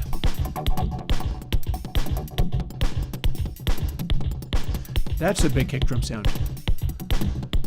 Then we bounce over to our snare. I think that's our snare. Which is this? What are you? Are you a snare? No, you're not. You're a sound effect. Cool. You weren't the snare at all, were you?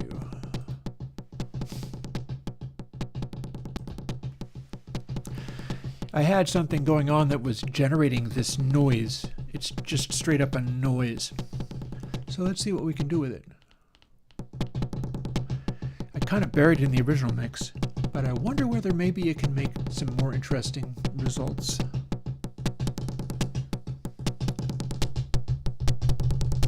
Sort of a deep thump there, but it's meant to be a mid-rangey sound, so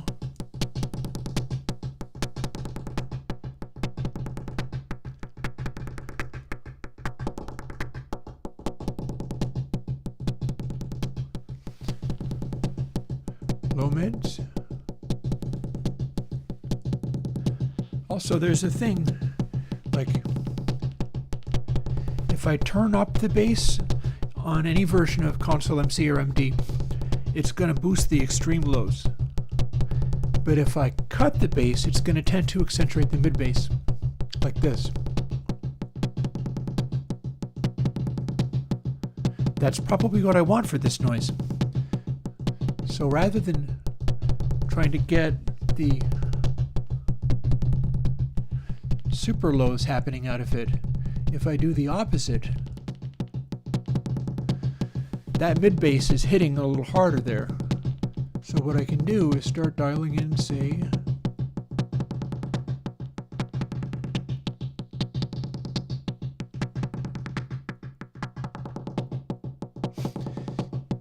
we can do this crazy mid-range boost, like we're used to hearing, like up here, for instance. And it's very resonant, although when you pull it back, it starts being quite as resonant as when it's way up high. And we can use this to isolate qualities of this funny noise that we want. Like here's where that kicky drummy sound is. Or we can have it do a sort of low thump. But I kind of liked it up here.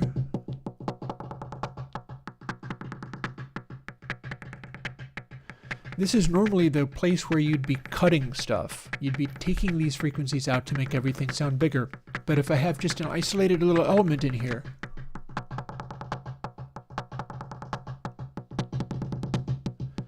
or with no extra things, the mid-range sounds like this. But if I accentuate just that little spot, it's highlighted in such a way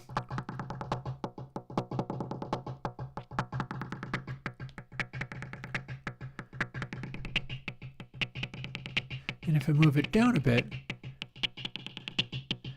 because we have a snare-like thing in here,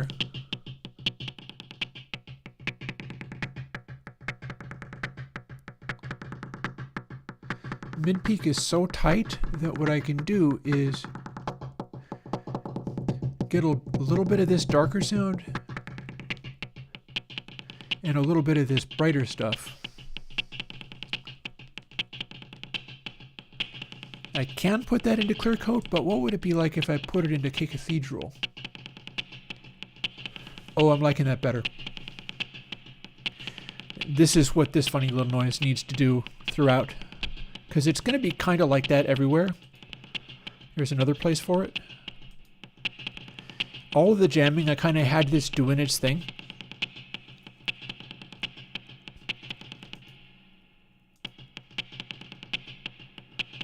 And it kind of just sits there. I overdubbed all this other stuff onto it, and I edited out lots of places where this was not useful. But this is mostly what it does throughout. It started out as just all the electronic tracks jammed directly to the DAW, and so they do actually go from beginning to end. But then I edited them heavily. I deleted stuff, took it away. So let's get back into this.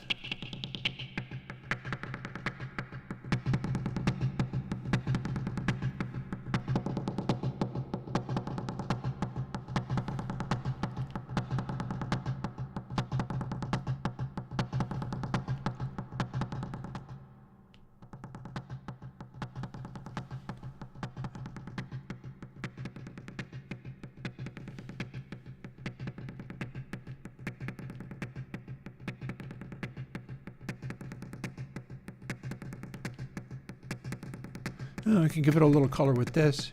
Rather than cutting the highs, we can just give it lots of highs.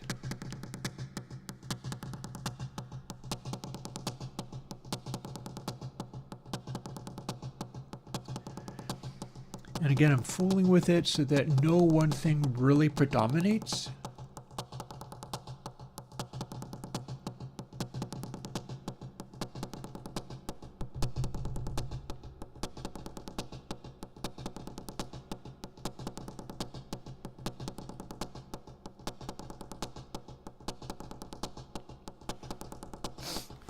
So, weird little noise that sticks out pretty well.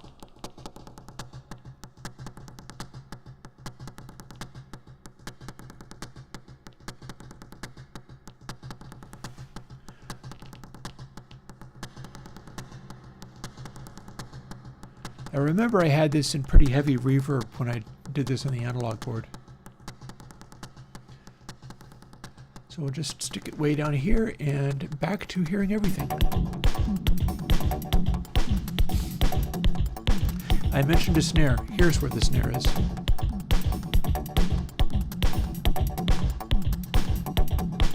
I could add the texturizer plugin, but that's not going to be my first move because I still have to dial in all these sounds.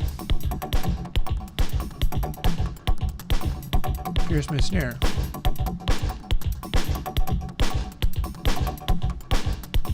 Now this is still off of the modular, but it's off of a Tip Top Audio 1 sampler. So this is one of my snare hits off of my snare drum with me hitting it. And it's just the one snare hit being repeated. It's running off the modular. It's one way that I can get a analog style sound.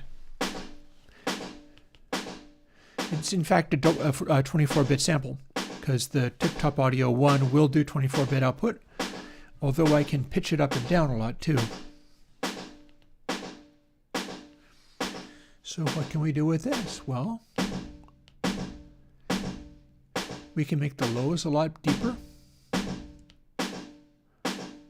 or a lot less. We can make the highs a lot brighter or a lot less. Or we can fool with our favorite control, that mid-range control.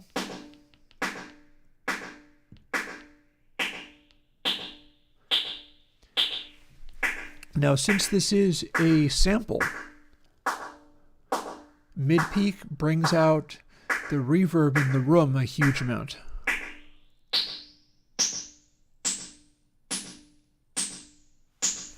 Oh, check it out. 80s.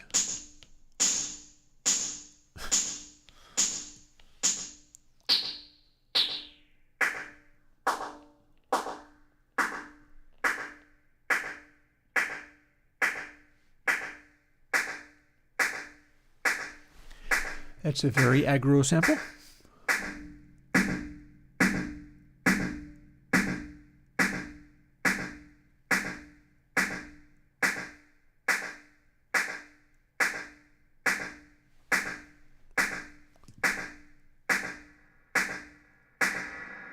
Cathedral, it's not sounding good in Cathedral though.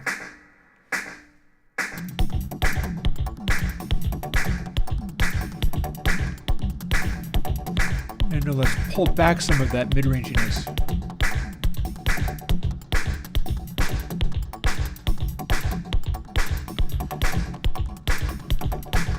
Oh, I did mention the texturizer plugin thing. I just decided I did not want it.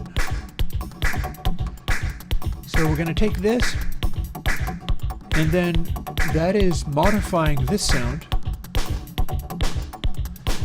So we're going to bring in this, but only so much that you've changed the tone, but not totally take over the tone.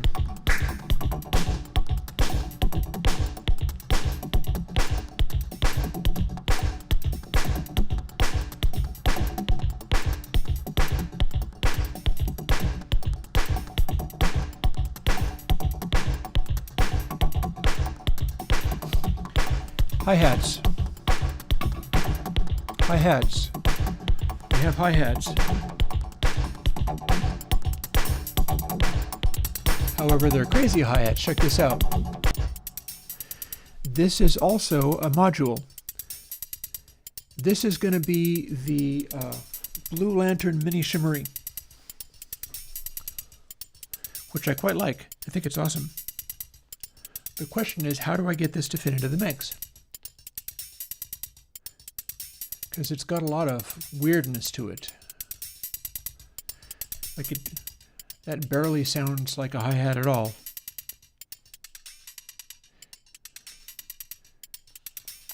So if we can make it be a little more punchy and come off more like a hi-hat, which might be done with mid-peak. Because remember, we've also got this going on. Well, no, not right now, but at certain points we have a drum kit going on with real hi-hats. So we want this to contrast with that. So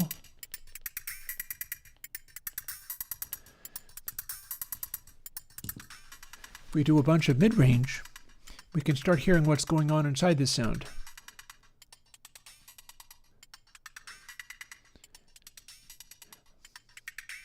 And low down, we've actually got a fair bit going on.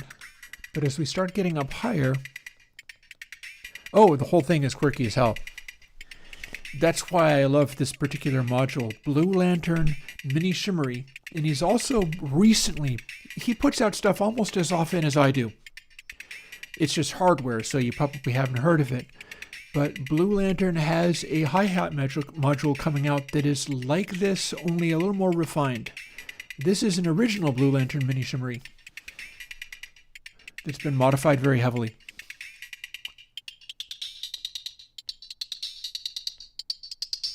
Oop, loud.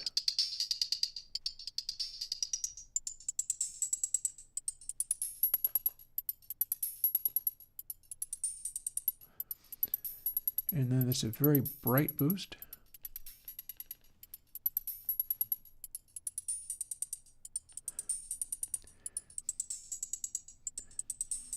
So I can pretty much accentuate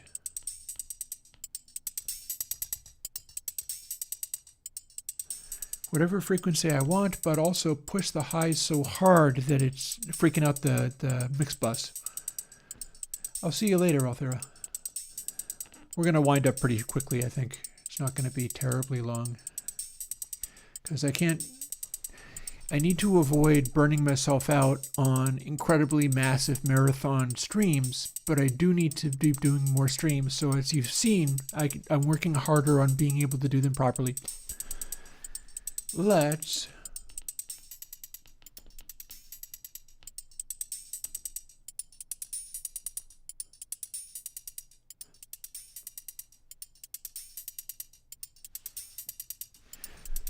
and that's really bright. None of this stuff has been changed as far as pan is concerned yet, so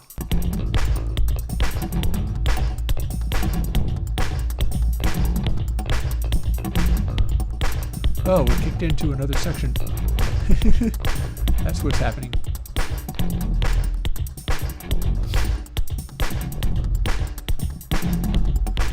Well, one thing I can tell is that I've got my snare a little bit too peaky still.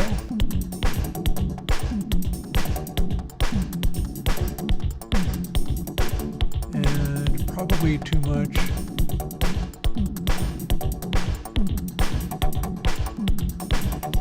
Just enough clear coat to widen it up a little bit.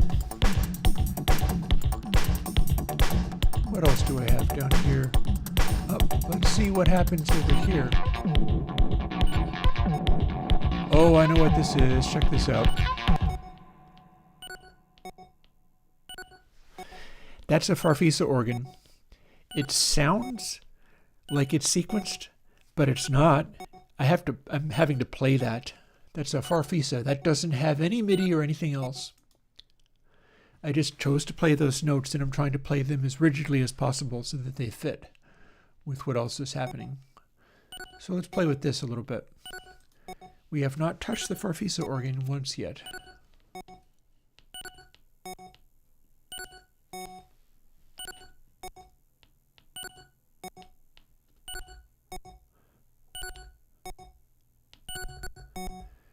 We do get a bit of a subphonic thump out of it, but that's not really useful.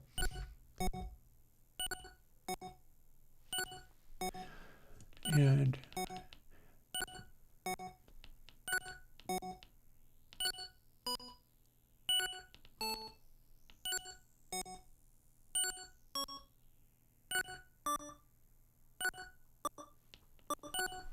that is a genuine transistor organ, a genuine Farfisa commander. I don't have the pedals for it, but this is, and this sound, I'm telling you, one thing about this sound,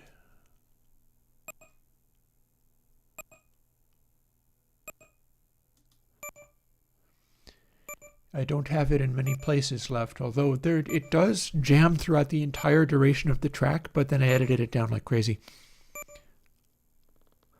Took out almost everything I did with it. But so yeah, we've got this.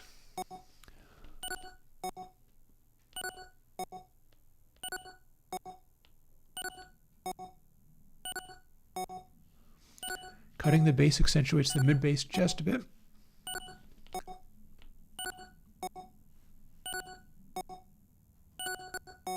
And I done screwed up because you know what? I've got that selected the wrong way. This is what I just did wrong. I clicked up here and it clicked on this track, and I've been editing this by mistake. Let's fix that. That's super wrong now.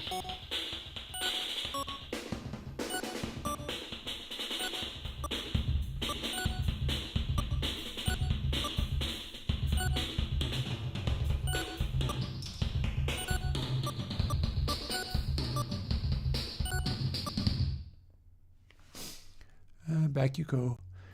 Got to be careful what I'm editing.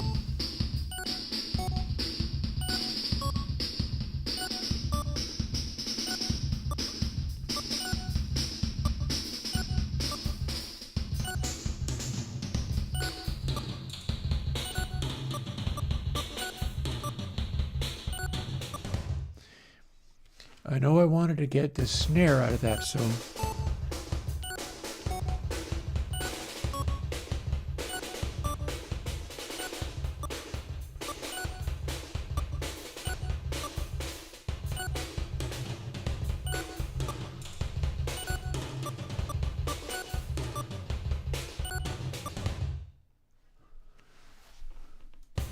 again.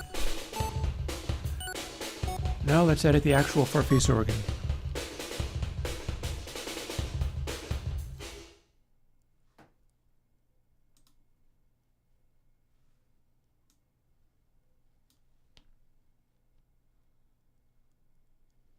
It should start up in a moment.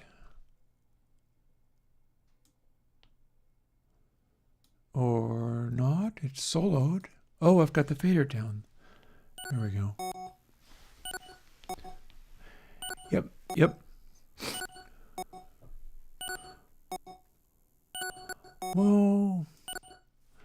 That would be interesting, 1983, but it would be a bit of a pain in the butt. I'm not saying it's impossible, you just have to talk me into it a lot more, because I'm trying to get like a mix roughed in here, such as it is. So I'm visiting all of these different things, hopefully setting it so that it's editing the right channel rather than fooling with the wrong channel by mistake, which screws me up. And here we are. So let's see, where was I at?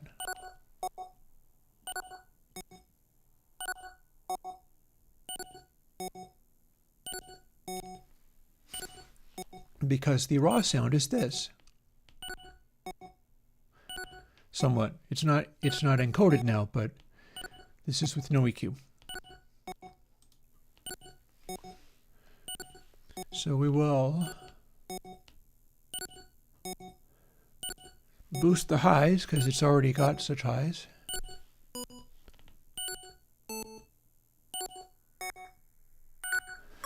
That's kind of interesting. Oh, and I think it would enjoy.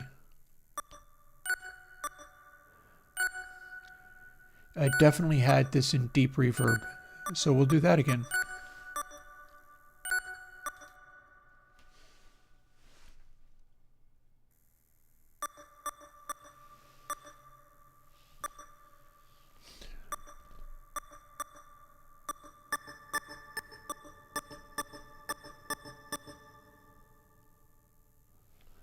Interesting. So it's going to play those.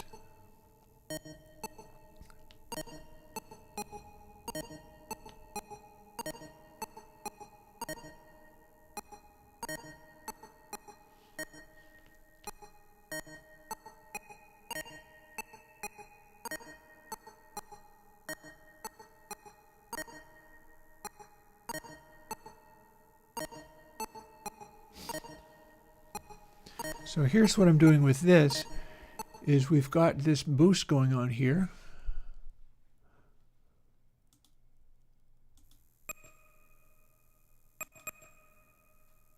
Let's go back to this place. We're going to have a bunch of reverb. Nothing's been panned yet either. Everything will be regain trimmed as soon as it's panned, but we're doing this all in mono for the moment.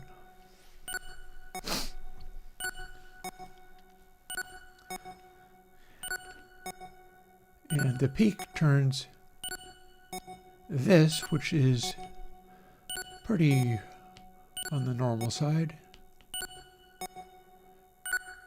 to more like this, which has more of a kind of sonority to it. That's what the mid-peak is mostly supposed to be about. So then I bring in enough of that that I can hear that quality in that note.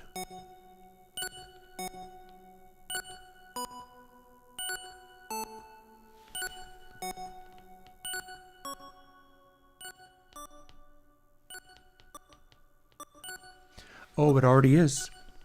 Dude.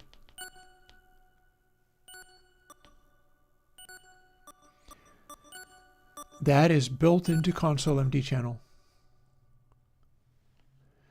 When we start going over to the side, it'll switch over to one stop to the side or to the other side. That you mentioned is built into ConsoleMC and ConsoleMD channel. So we don't have to, because it's already there.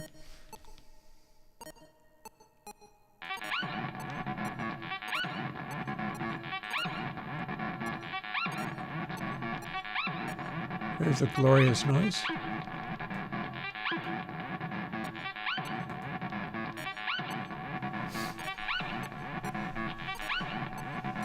I think it's time to dial in what I'm doing with this.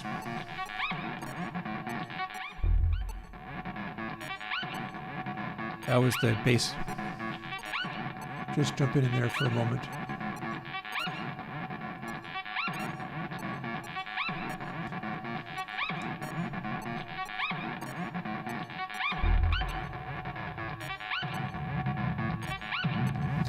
We can bring a lot more lows out of this, but it's still just a guitar cab. I'm thinking maybe not as much as that.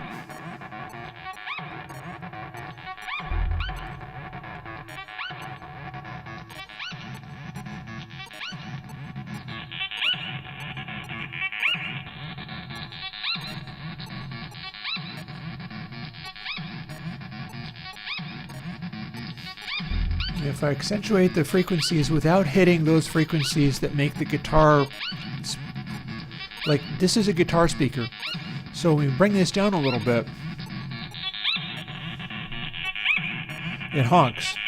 It honks real hard.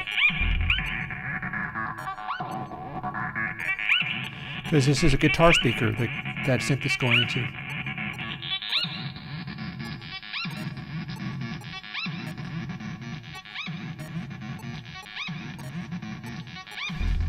But I can highlight just that area. We can also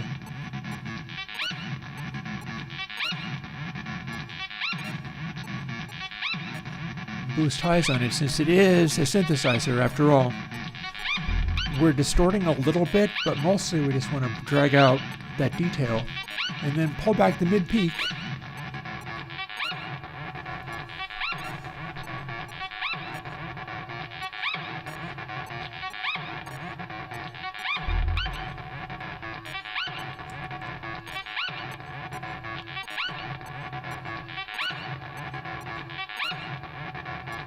Just a tiny bit of the clear coat and a bunch more of the main reverb. And then let's bring that mid-range peak back in.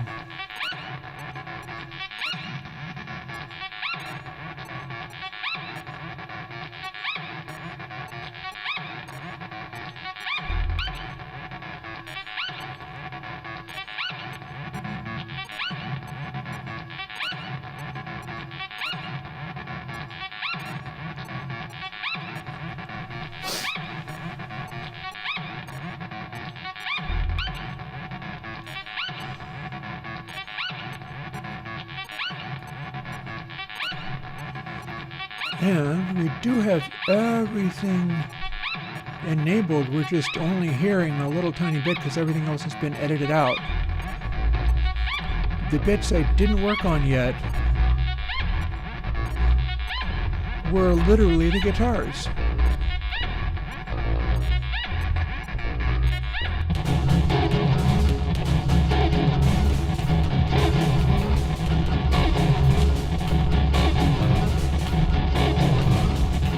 I do have them panned though.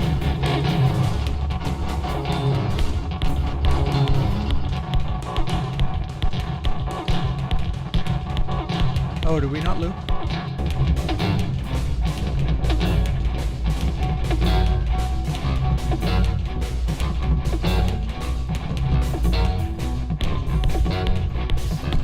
Guitar 1, guitar 2.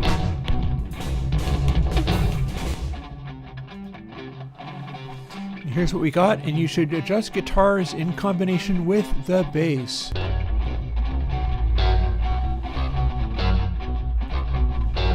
Which is too loud, but that's fine.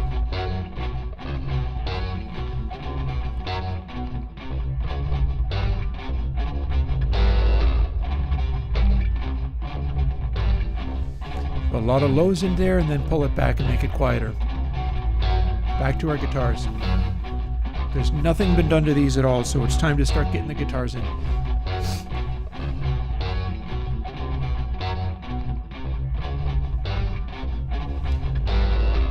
Let's work on this side first.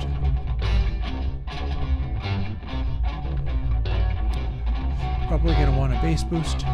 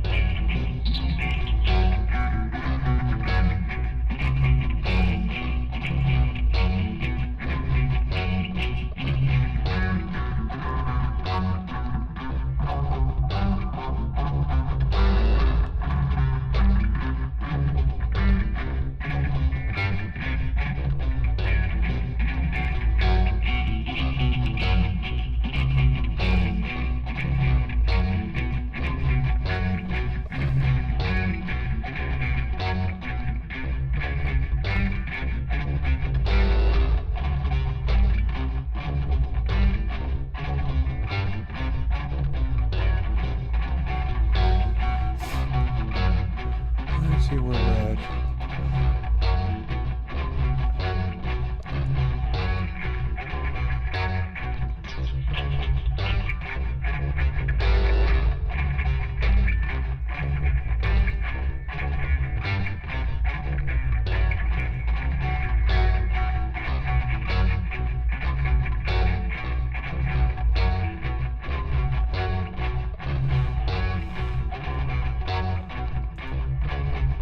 Nope, peak and bass a little higher here.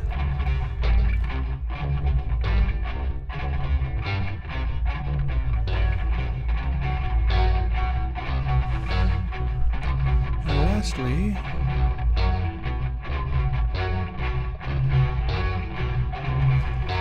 clear coat is dual mono.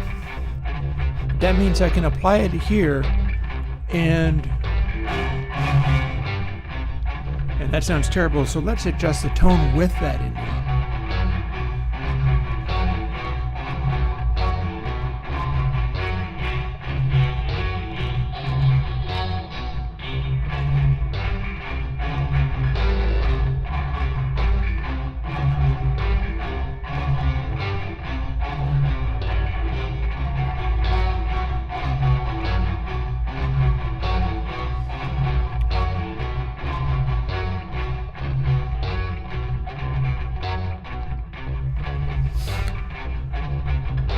Let's duplicate it on this one.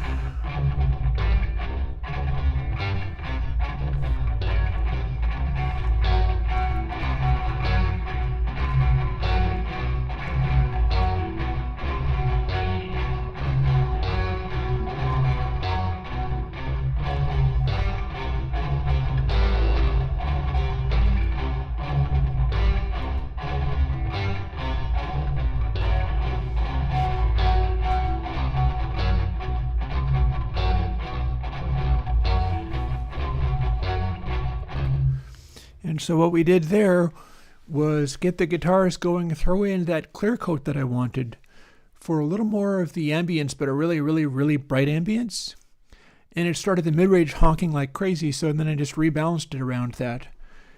I originally had mid-frequency placed to try to accentuate pick attack noise in the middle there. And then when I brought in the ambience, I kind of dialed it right back again. I was like, oh, maybe not so much of this. And as far as the question about whether they show a distortion process, the guitars are a real amp. They're the same amp that the synth is going into. And then the bass is DI, and that is, of course, C-Rick bass.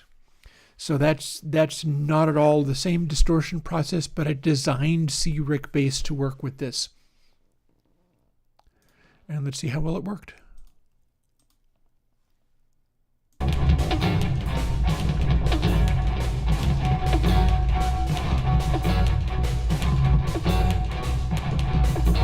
While we're at it, let's fire up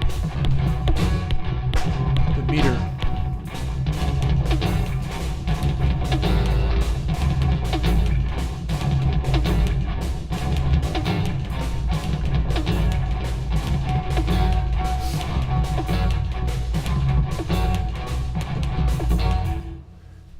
We are way too loud, although we've got a pretty decent variation in color going on in there.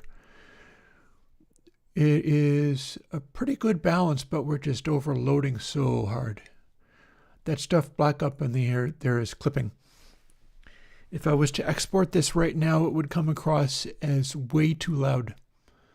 Let's fool with it.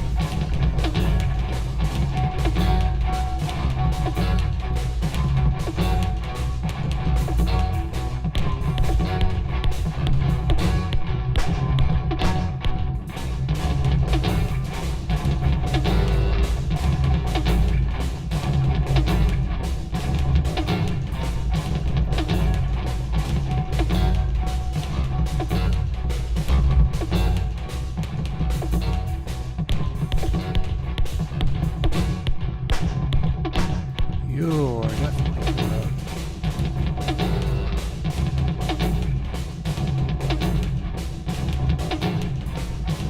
And a lot of that noise is our crazy synthesizer. It's taking up a lot of space. It needs to, because that's the main thing in this entire ridiculous jam. But it's still taking up a lot of space. Like, it's able to distort all by itself. That's kind of a lot.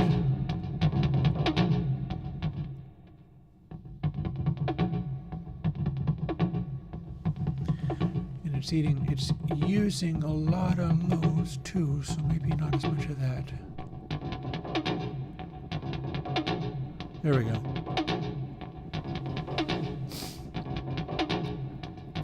Back to the full.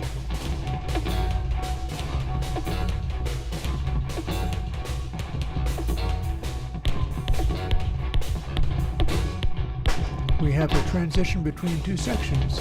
Let's extend it.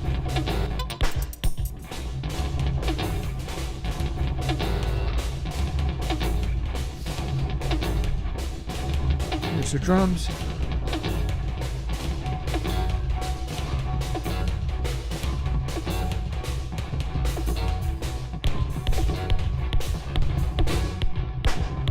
That kick is definitely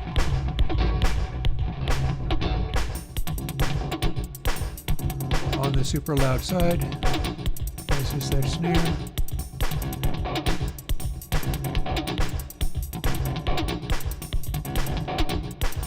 As is that hat.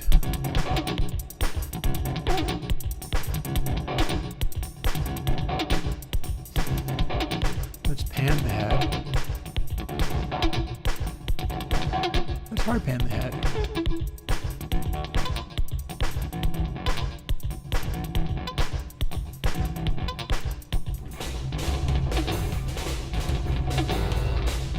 Let's not hard pan the hat quite as much as all that.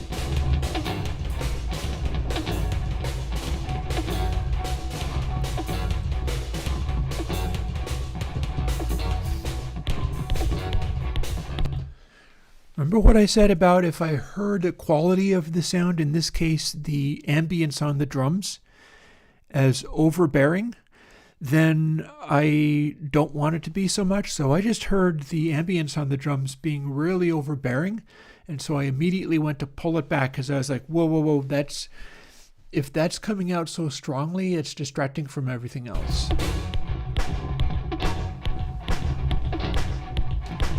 Same deal with the click on this kick. It's a cool sound, but it's distractingly intense. Let's see.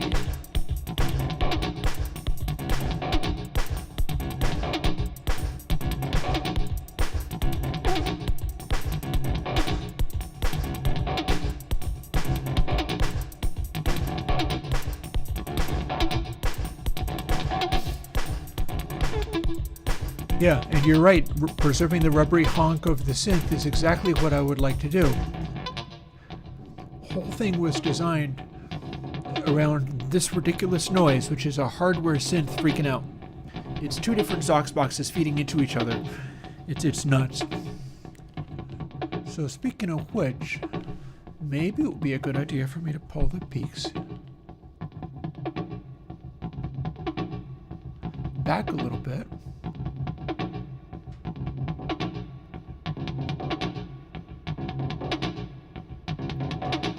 Just accentuate those highs so it's really spotlit.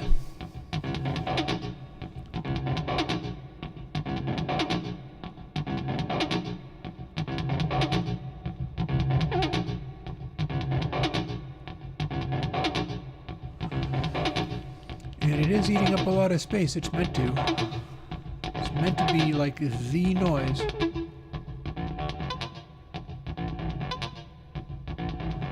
Although it's pretty wildly varying. You know what we should do? Let's compress this. It wasn't compressed enough on input, and it's varying so wildly that I think I could do with compressing it. So let's whip out one of my go-tos. Curve or recurve? Let's go with recurve. Recurve is basically curve but with more gain on tap. And they're both faceless plugins. PQR. Interesting how this is including all the Cocos plugins too.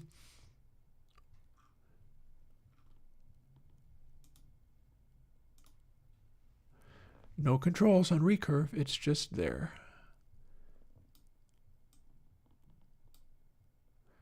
If it is too much gain, we'll replace it with curve.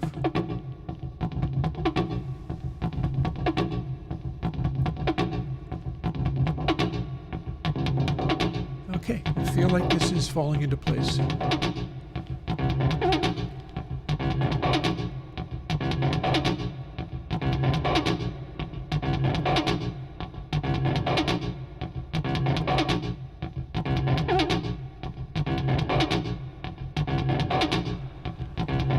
Let's take all of the, like, I had a clear coat on here, which makes it sound like this. But if I take that out,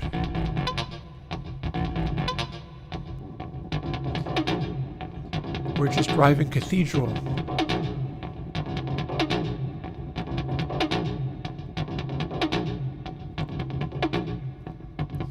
Well, I've got this in the center and the guitars are pan hard to the side, so there's that.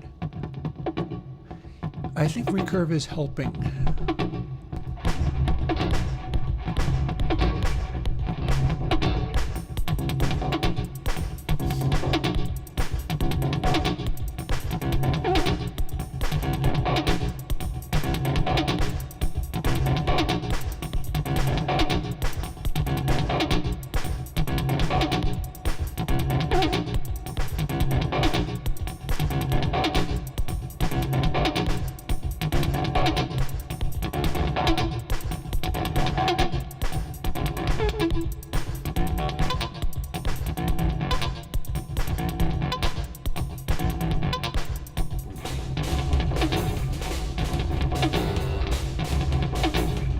So that sounds pretty big.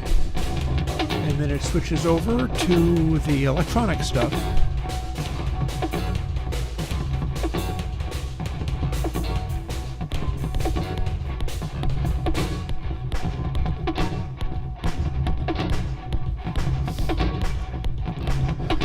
Note that that doesn't actually sync with the main synth. It's all being driven off of the main synth, but the electronic percussion is doing its own thing.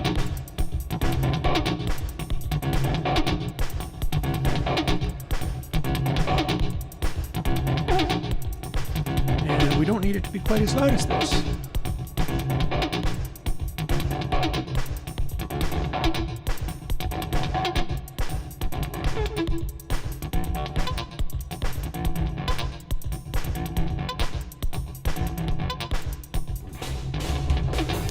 That's a good amount of rubbery synth.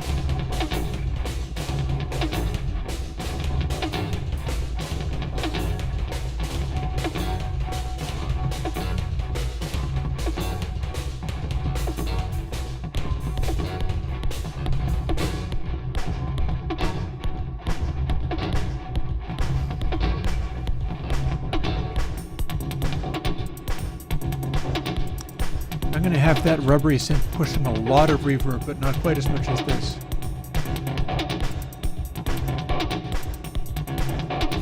Let's find out. We'll solo it. Back to... Actually, let us not even... We're going to stop that. So here we are. We've got, here's our main drums. It's the stereo mics. This has got all clear coat. It doesn't have anything from K Cathedral.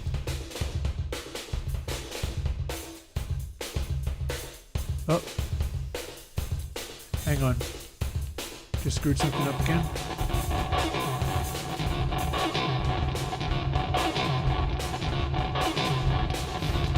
I must make sure to switch to the one I'm working on before adjusting things.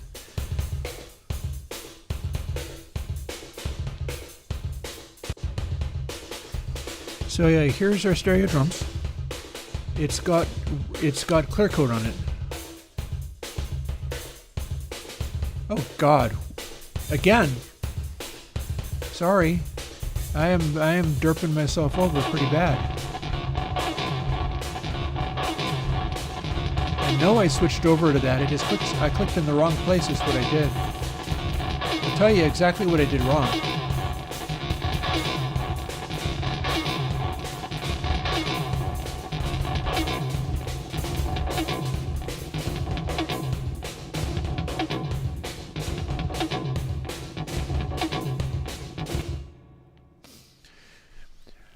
No.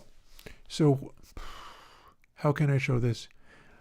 What I've been doing is going over here, clicking on this so that the drums are selected, then adjusting the reverbs, but I keep clicking back up here, thinking that I'm not, like, watch what happens at the bottom of the screen.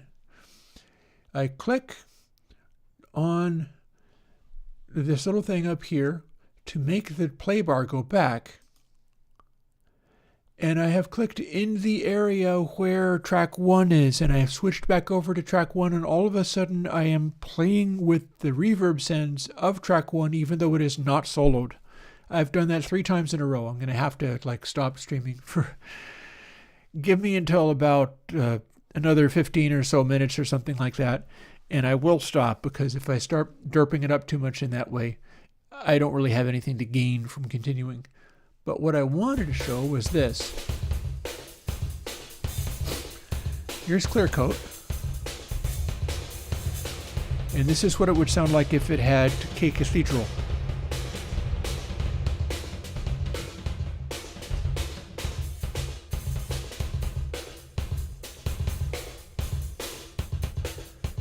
And that would be only K Cathedral.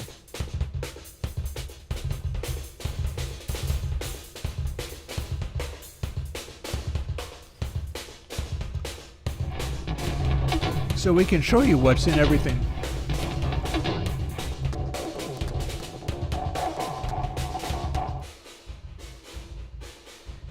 Here is what is in Clear Coat. Right now, it is only the drums, but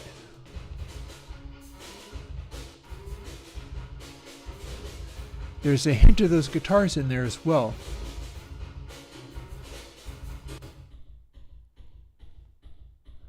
There's a hint of the electronic kick in there. There's quite a bit. Well, I mean, it's meant to be just an ambience that fills in around the edges, and it's not meant to be obvious. Like, Clear Coat is really designed to just to sparkle, just a bit of ambience around things.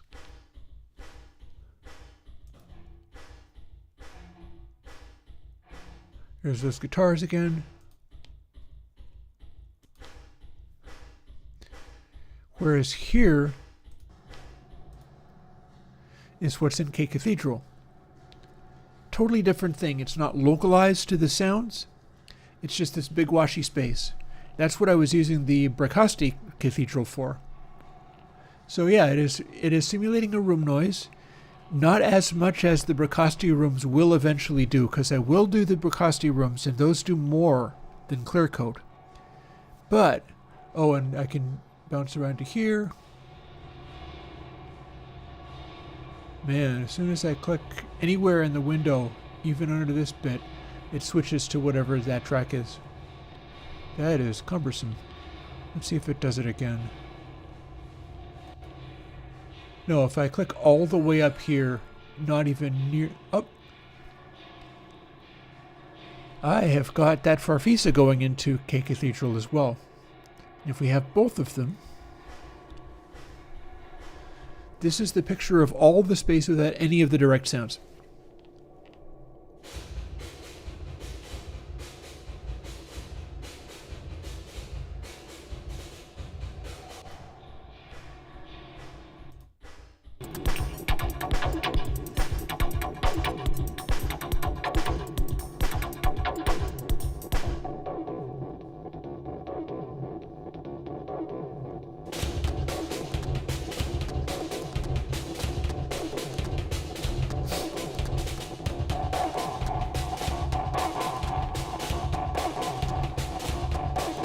This is just drums and synths, and will need a lot of editing to straighten itself out. not all of this is going in the final result.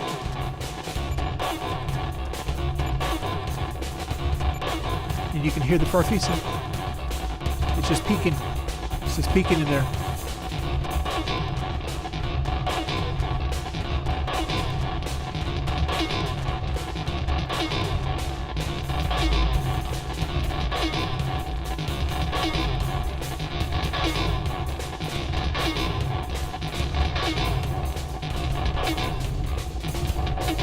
I can feel how the bass is not being helpful.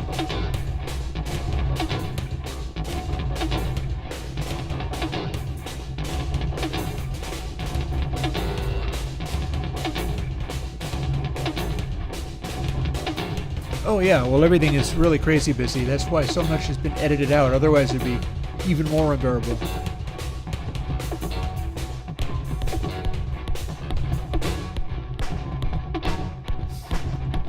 And then there would be more edits to change stuff around.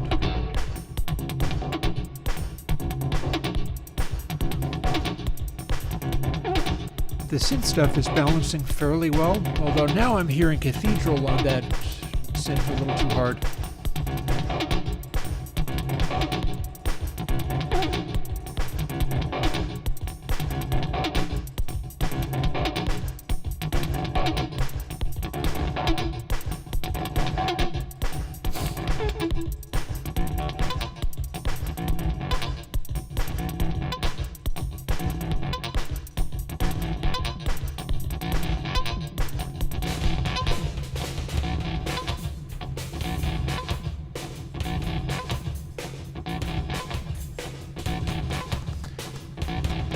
So the end result for this is meant to end up like, tilt this. The end result for this is meant to end up like a bunch of these different spaces, a bunch of these different things happening, just kind of jumping in and switching around.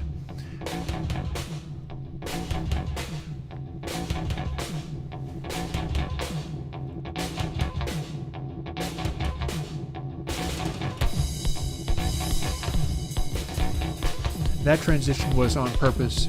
I had the drum fill, so the drum fill goes straight into the electronic kick coming back in again. And that electronic kick is fine, but I don't think it needs to be as loud as that. And that probably means it doesn't need to be as bassy as that, because what was jumping out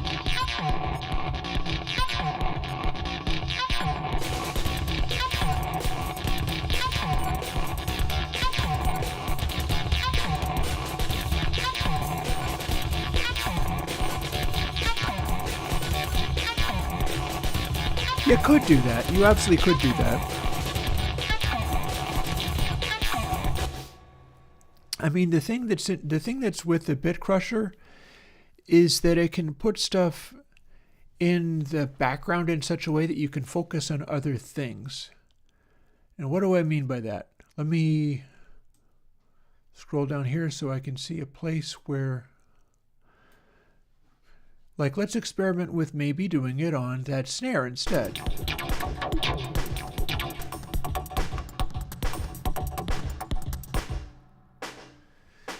We've got this, and it's pretty realistic sounding in many ways. It is a sample after all.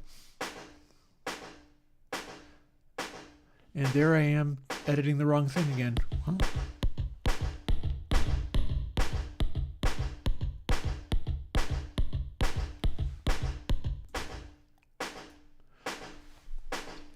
So it is a sample after all. And we can, sorry about that. We can pull it back until it's just the raw sample made to sound this way. But what we can also do is, and it's not going to be recently added, so let me not even worry about that.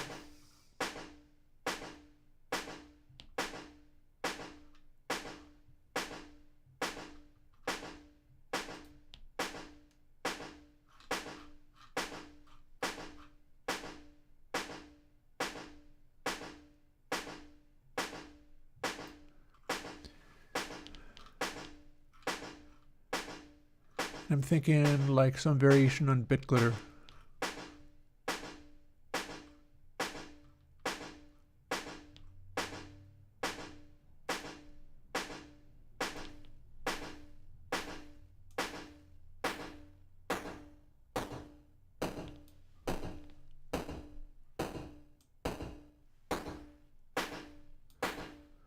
Or what the hell was the other, what the heck was the other things I've done along those lines? I'm trying to remember the name now.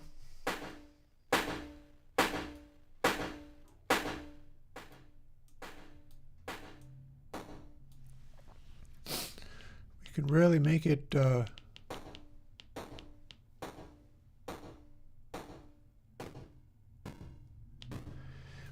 so we can force it to go way down, but we don't want that. So let's just focus on this. I'm not so much worried about figuring out what other things I have that do this. We're also getting a little picture of what only that sample sounds like. We can also look at how these things register on the meters all by themselves.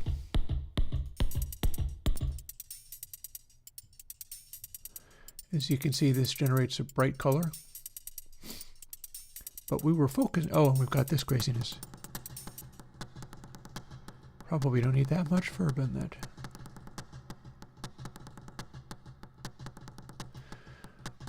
This is part of why it sounded so busy and intense.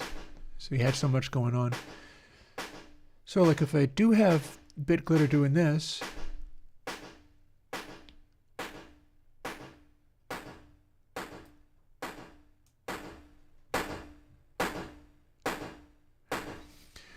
when you bit crush something, and now I'm very curious, like what was I doing? What was I doing? Let's replace you with something else.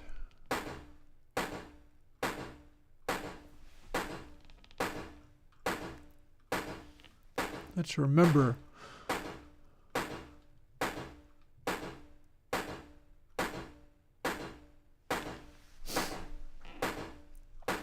I don't think it was Degreka.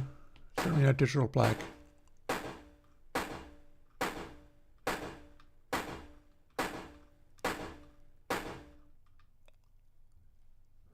Up.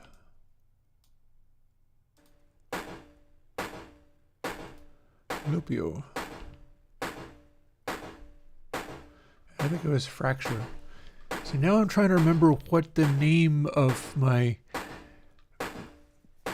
Bit Crusher plugin is, because Derez. What am I thinking? I knew what that was. I absolutely knew what it was. So yeah, check this out. Except for we want it to go not running inside console. So you can crush the resolution, and you can also crush the frequency, of course. I'm not so worried about getting that quality going, unless I can find a really good setting that highlights the overtones I want. Yeah, it was Derez. And that's actually a good one. A guy was asking me for a particular setting on one of these plugins, and I was like, no, use your ear.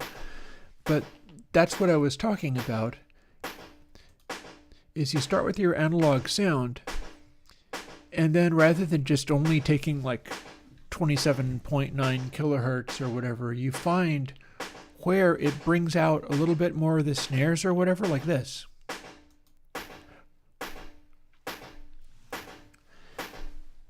And then the Derez part, what you get when you're bit crushing is the thing will become more blocky and opaque. It'll take up more space, but attention won't be drawn to it. And this has worked in a lot of hip-hop albums and things as well. That their backing tracks are low bit, so they have a lot of body and punch and density to them. They're dense, that's solid sounds. but they don't draw the same kind of attention as a high resolution sound. So you can bit crush like this to where it's completely wrecked. Or you can bit crush just enough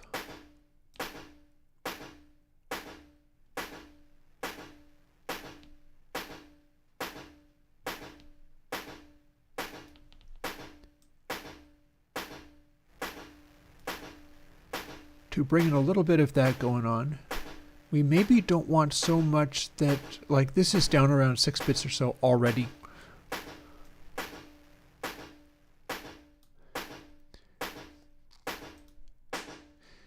We don't necessarily want it to, and you can also see in the controls there, the raw sound off of the sampler, that light blue color is high, so it's brightness. You change the coloration completely like this.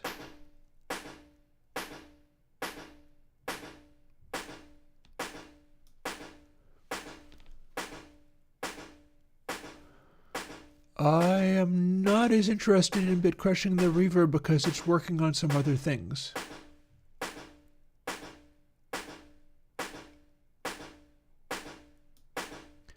But the thing is,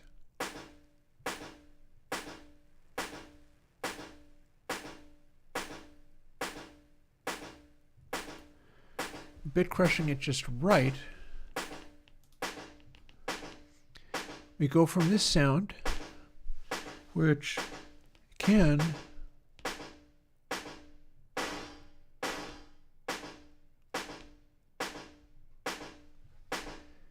be bringing up some reverb and stuff like that, or we can leave it out. We don't really need that there. And it's got a character and personality because it's a raw sample. Switch it, and it's taking up space, but it's harder to fixate on. It's harder to pick out.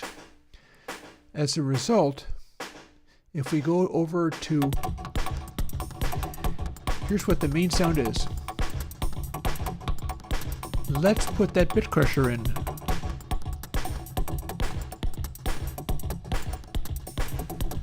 It's still taking up space, but it's not distracting from the synth as much. Take it back off. It has more personality, more presence, but we don't necessarily want this part to have presence. We want it to do a rhythmic beat. And this gives us the capacity of actually pulling it back a tiny hair as well.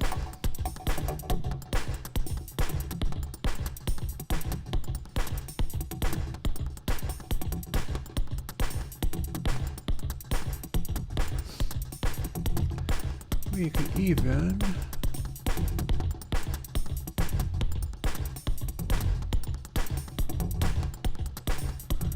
give it a little more boost.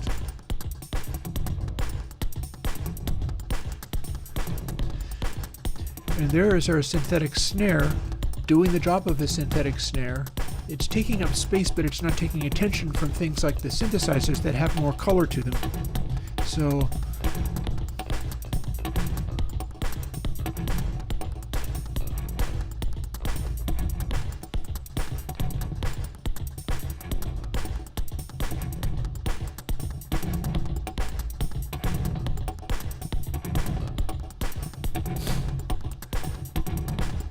so this is the kind of thing we're fooling with. I'll just let it play out a little bit. And I can... There's some drums. There's some real things. Again, I don't need the attention to be on that verb.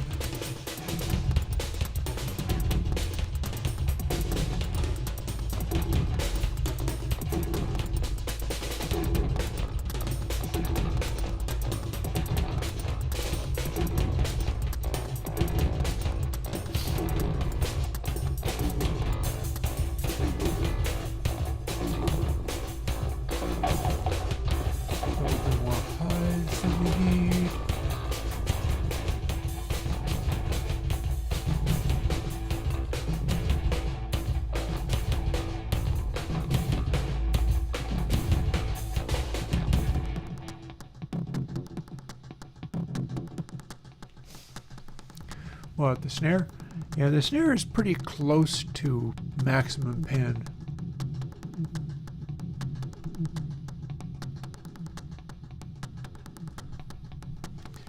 So this is more or less where we're at regarding the full size of this madness. Here's our little outro.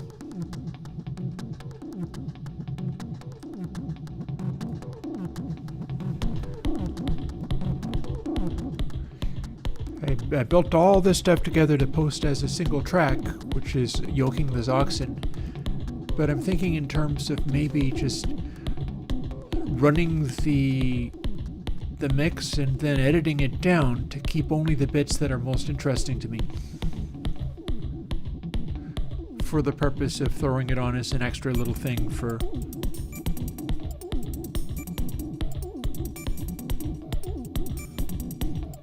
see, the noises that it was making were interesting enough that it distracted me from talking. I was like, what's that? Oh, that's the Farfisa.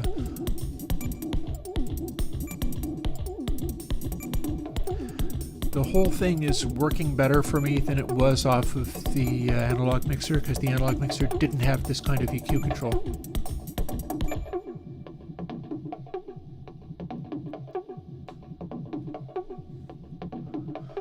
Nor was I using recurve on the synth, and that's helping a great deal.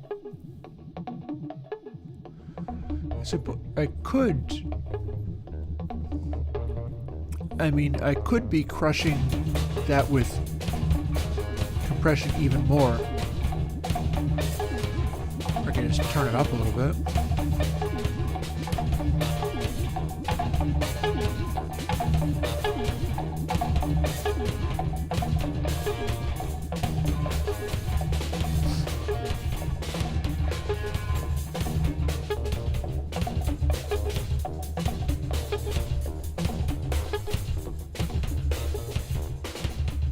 Back to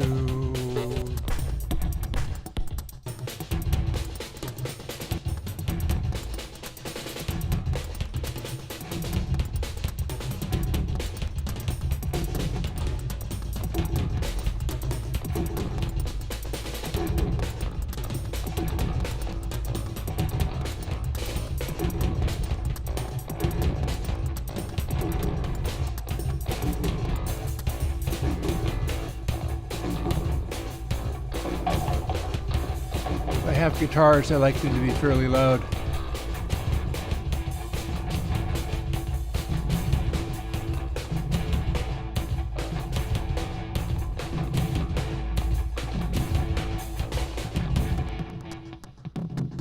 Another guitar section.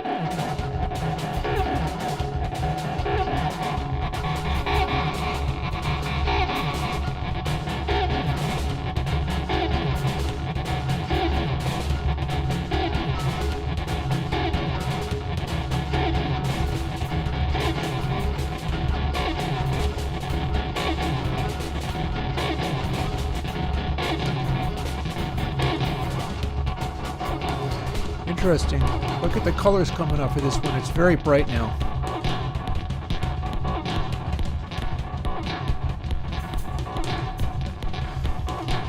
People do tend to like brightness in mixes. I don't usually get that much of it into one, but I'm objecting to what it's causing, so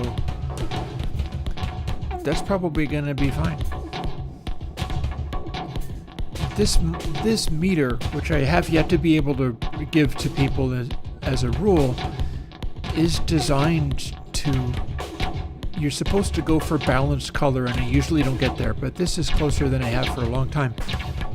So that's kind of cool. Another section.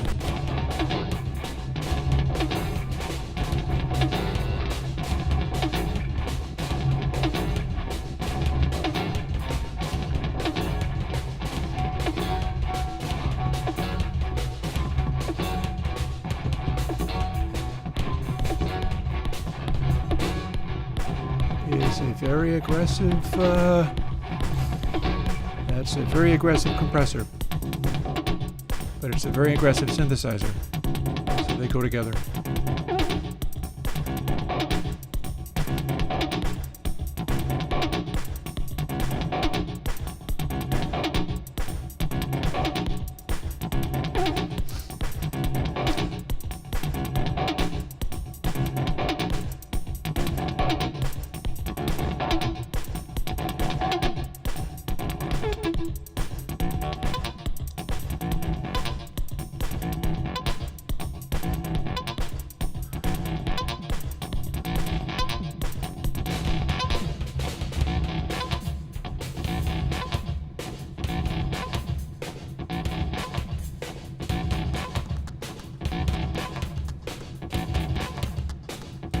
That weird noise could be louder.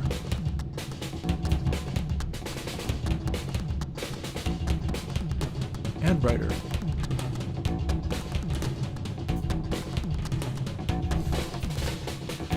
We are starting to get into the zone. Just in time to break for dinner and call it a day. So yeah, after a bunch of other things, a mix has happened out of this weirdness.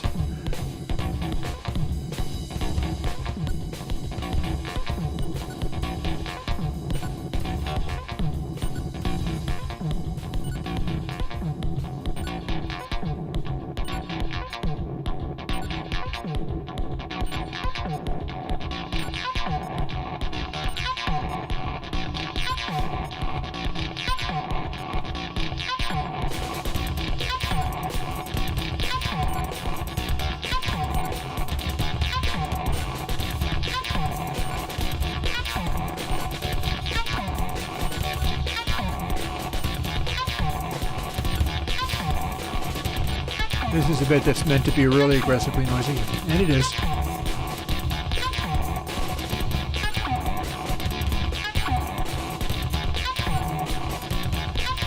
Viewers are dropping off as I play more and more of this. It's understandable.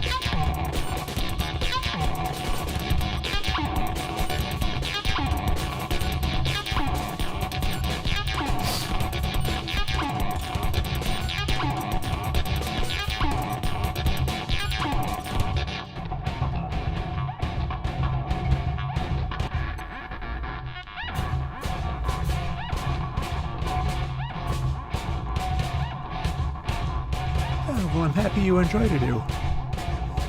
So here's one of the things I'm going to be trying to do in future. Get sort of metal-y things going on.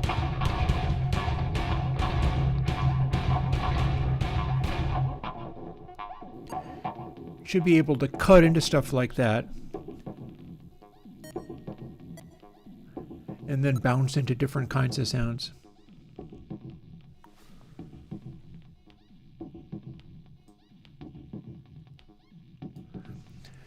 That being one of the sort of metalhead spaces of it.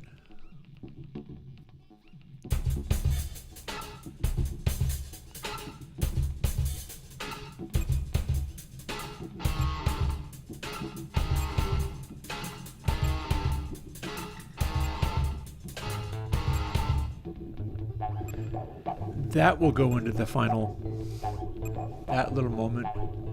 It's almost King Crimson-y.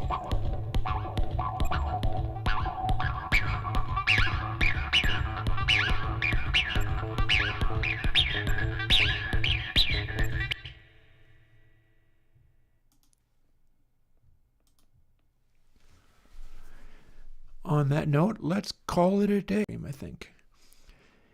And, well, I don't know how much it's been real, but it's been interesting. And those of you who are watching afterwards or whatever, if anybody enjoyed all the stuff about household reverbs, then cool. I wasn't really planning on getting into that. And there will be times when I'm just derping around doing Minecraft or whatever. But, yeah, this has not been a bad mix stream. With a bit of luck, I can start doing them a little quicker and more efficiently, but that's kind of the idea. That's kind of how this stuff works out, and I wanted to be able to show how the sausage is made, as it were. On that note, I will talk to you later. Bye-bye.